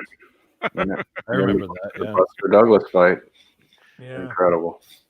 You know, it's funny. I didn't get that fight. I was at a girl's house that night, and I was like, "Oh, he's Buster Douglas. Who gives a shit? I'm not spending $50 for that." My phone rings. Did you see?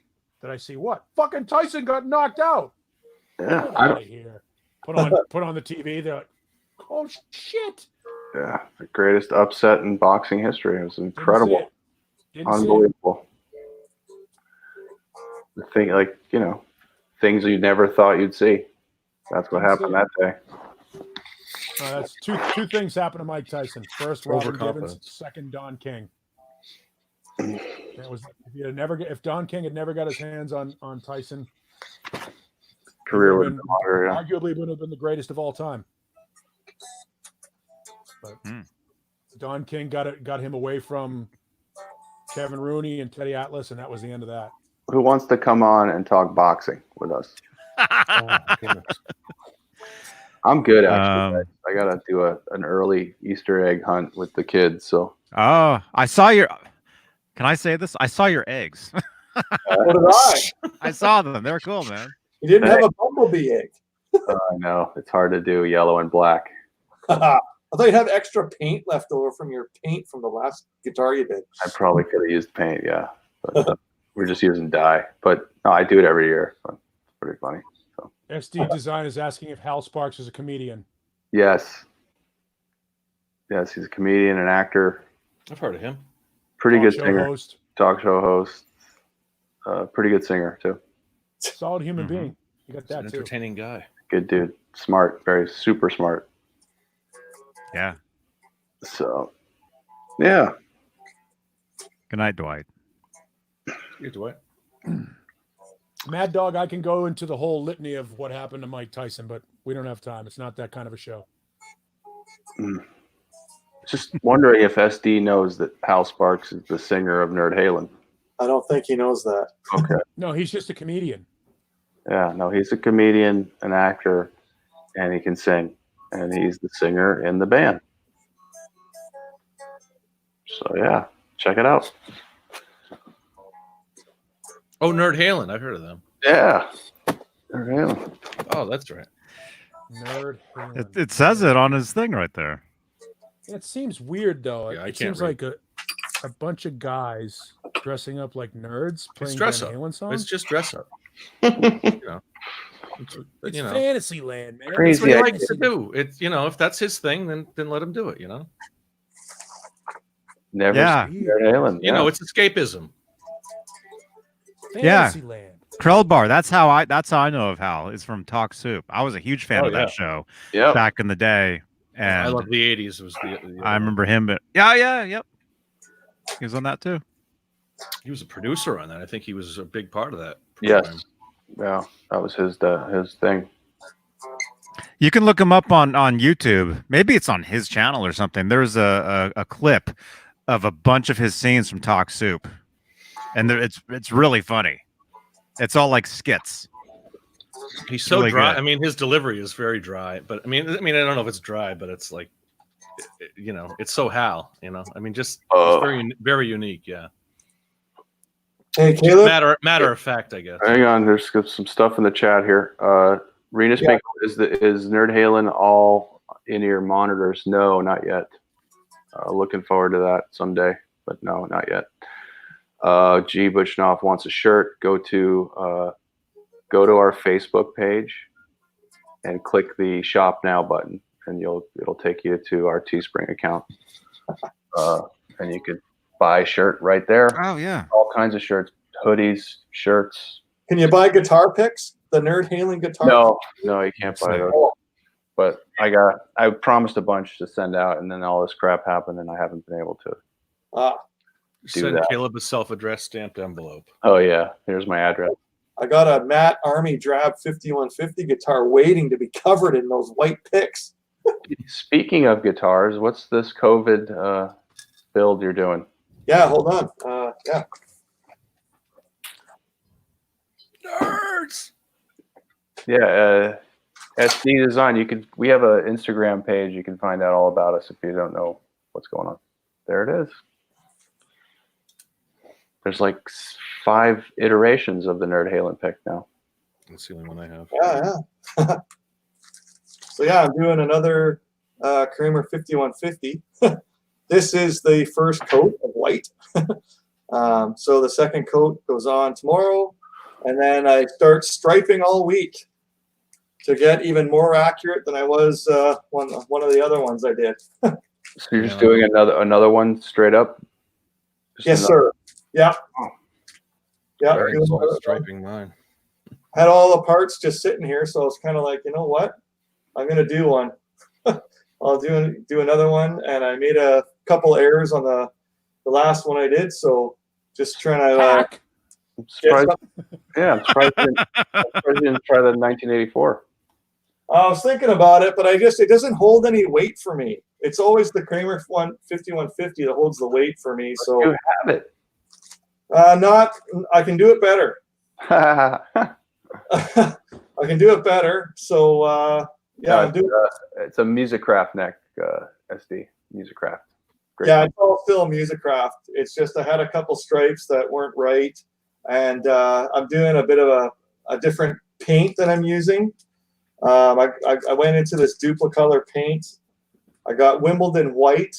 I've got this Chevy 1971. It's WA7753 is the code on the orange red, Chevy orange red it's called.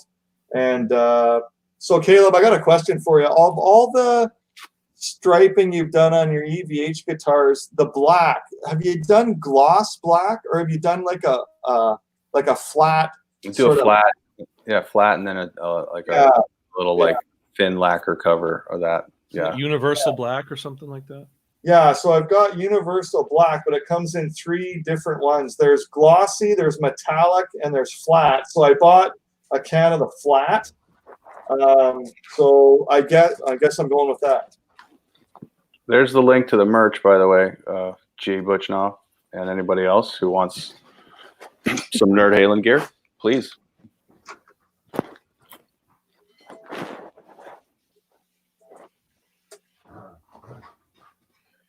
That's right.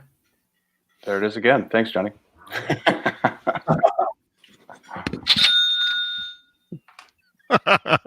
Yeah. Yeah, you're welcome, man.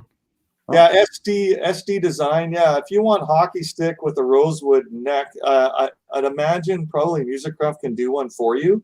Yes, they can. Yeah. Or That's you a can great. just look, Go ahead. just look online for a Focus, a used Focus. Oh, there's always one there, Paul. On eBay, you'll always see a Focus on there. Oh, those are good guitars, man. They're expensive too. Those are really good, man. Oh, Yeah, man. I still had mine. I've still got a couple creamers I gotta grab.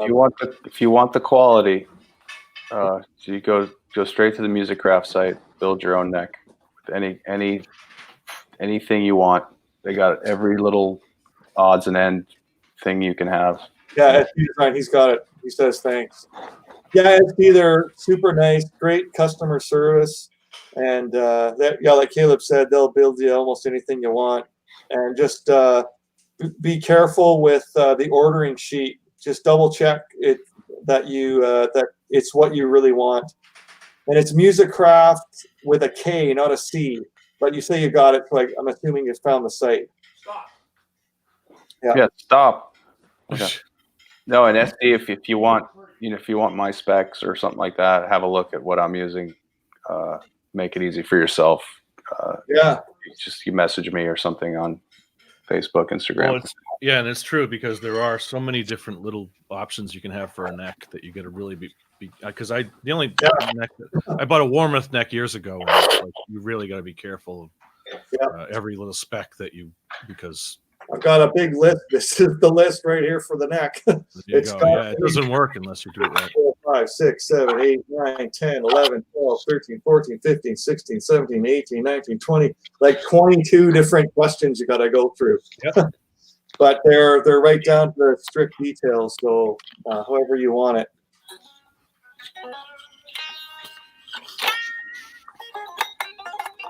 Musicraft. Stealth. Not stealth. I mean, stainless steel. If you want. And Caleb, somebody copied your guitar the other day. You saw that, right? Oh, I was disappointed.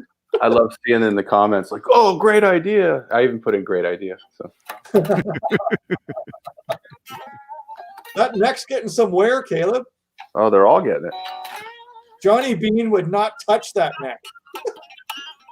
I love it. You got to have that on your guitar neck. Yeah. I know it's looking nice. Rhyme. Look at that. Yeah, baby. Yeah. Is there any wear on the body anywhere on that? Thumbnail. You know what? I took sandpaper and I sanded the whole front down because I wanted it dull. Oh, yeah. No, I'm just asking. Have you put any other dings in it at all, or? Nah, not really. I mean, okay. It looks great. I love it. I built this 2 years ago. What Nice. block on the back of that? Is that a 37 year, 42, or what is it? Wow, 37? That's a fat block, yeah. A fat block. I'm not sure. It's a fat block. Big block. It's bigger than my block. Oh. Awesome.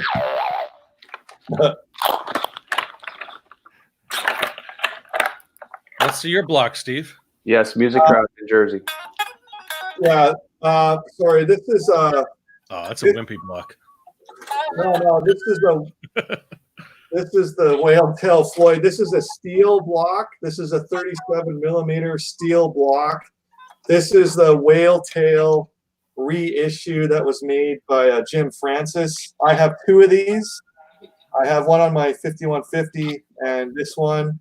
Yeah, this one's going to go on my new build that I'm doing because the 5150's got to have the whale tail. Yeah, so Caleb's is probably a brass sort of block. This one's steel. This one? Yeah. Caleb, that's hitting your microphone. Yeah, design. Music Craft is in New Jersey, and I'd say What? Yeah, What I missed? I think the neck's about between $200 and $300. I think I get the neck and the body, like a Kramer Pacer body. Like this. You can get both for about $600. Oh, Yeah, SD Design tuners. You go for the Godo or Gado 90-degree tuners to be accurate. If you want a Kramer 5150 style, these are Gado 90-degree tuners on this one here. yeah, mine are Gato too. Someone asked, Boy, what is that? Oh my God. Why did I put the tape around the pickup? Because Eddie did. I swear. yeah, if you get like 1/2 inch white gaffer tape and wrap it around the pickup.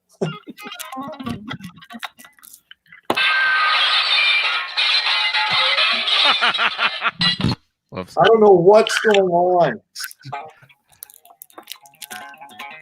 Fred. I don't know what Captain Crunch is doing right now, but my ears are bleeding. Yeah.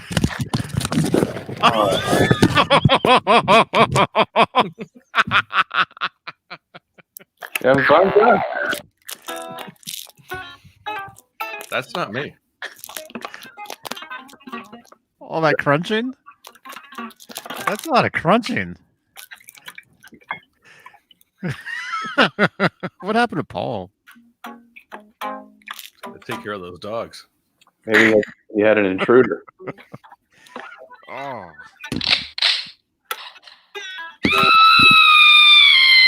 That's loud. Very loud. Not good for headphones.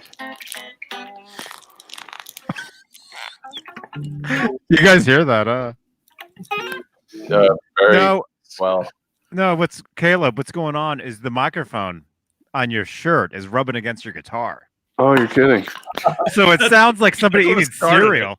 It sounds like Oh, is that me? yeah. Sorry. Oh. Yeah, see, that wasn't me right there. That was this guy. No, I saw No, see, saw that. this sounds great on the microphone. It sounds like people rubbing. Oh, Anyway. Oh, goodness gracious. where are we? We got 2 minutes. 2 minutes. All right. Oh, there's Paul. Just in time. Just All in right. time. 2 minute Utterly by countdown. himself? Sean Zimmerman in the house. Any relation to Robert? Sean? Too much Anyone? noise. Robert Zimmerman? It's a Bob Dylan joke. I speak Zimmerman. He says he's got to get off. That's too much noise. Or the other one was Mr. Zimmerman from who was it, the Birdman of Alcatraz? Hi, Pris. You guys remember the Clint Eastwood one? Yeah. The guy says Mr. Zimmerman, then he cuts The his finger Escape. off. Yeah. What's it called? I saw Escape that. from Alcatraz. I don't want SD Design to mess up. You don't need locking tuners if you have a Floyd Rose. Just heads up. There's no need for locking tuners. Redundant. Oh, awesome. Robert Zimmerman is his father. Look at we got a famous isn't that the guy Jacob, right? I don't know what you're talking about. Jacob Dylan. Bob Dylan's real name is Robert Zimmerman. That's why I said do you know Robert? And then his father's name is actually Robert. So Sean is Jacob Dylan? Apparently. I don't know what's going on, but we got wrap it up. Let's wrap it up. We got 30 seconds. Wrap it up. I'll take it. Why do we have 30 seconds? Well, if we want to do a solid 3 hours. Oh, solid is a strong word. Yeah, right. Hey, man. We talked about gold. We talked about aliens. We talked about Area 51. We covered a lot. We did. Yeah, Good I'm joke. shocked at how many people watch the whole show too, which is great. Good hang tonight, boys. Thank you. I need this. You did. By the way, anybody else dealing with depression? No, Caleb Rappaport sent me a text message of a heart. So I am fine. Because it's, I mean, even people who are well adjusted are having a tough time right now. So if any of you guys are having a problem, reach out. Yeah. Thanks, Paul. It's not fun. It's not fun, and it's bullshit. And don't let your brain lie to you. And even everybody in the chat, don't let your brain lie to you. We'll get through all of it. This is all temporary. You know. Good point, Paul. It's not the worst thing that's ever going to happen to us. Yeah. You know, it's not fun though. There's no doubt about it. Yeah. People. There's always someone there to talk to. Just gotta reach out. And Johnny Beane's posting every day. So outside your door at 5 a.m. Yes, that too. Yeah. Well, I don't know if I'm the only one in the room that's ever dealt with losing somebody to making a stupid decision that was a permanent, result to a temporary situation, but it's not fun. That's even worse. So, if you're not dealing with it, well, reach out to somebody. Get out, take a walk, turn off the fucking news. Yeah. Because that shit is just depressing, and it's body counts and viruses and all that shit. And the world is not a bad place. The world is a cool place. So just get out and take a breath and enjoy it if you can. Just not near anybody. Yeah, and yeah, but by the way, and if you can, get some takeout and tip the people at the takeout. You bet. Because those people are busting their asses. They're risking their lives and their families' lives. They don't make a whole lot of money. And that extra $5 or whatever it is that you tip is the difference between them being able to pay their rent this month or not. So just be thankful for what you have. If you can do takeout, do some takeout. Try to, if you used to do it once a week, try doing it twice a week. And don't think of it as being extravagant or exorbitant. Think of it as trying to help your fellow man. It's a good move. Yeah, helping the businesses that you usually eat with. Those people are suffering right now. Every business you support in normal times is suffering. Everything is affected. Everybody is losing money. Everybody is losing money. Nobody's making money off this thing. Well, yeah, I know. All right. Be smart. Be smart, everyone. Have a great week. And here comes the theme music.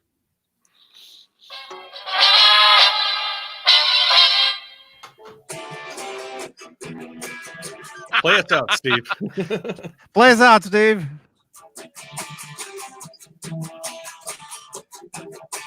There's no covers.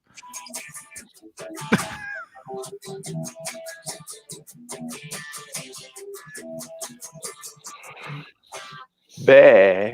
Bah. Good night.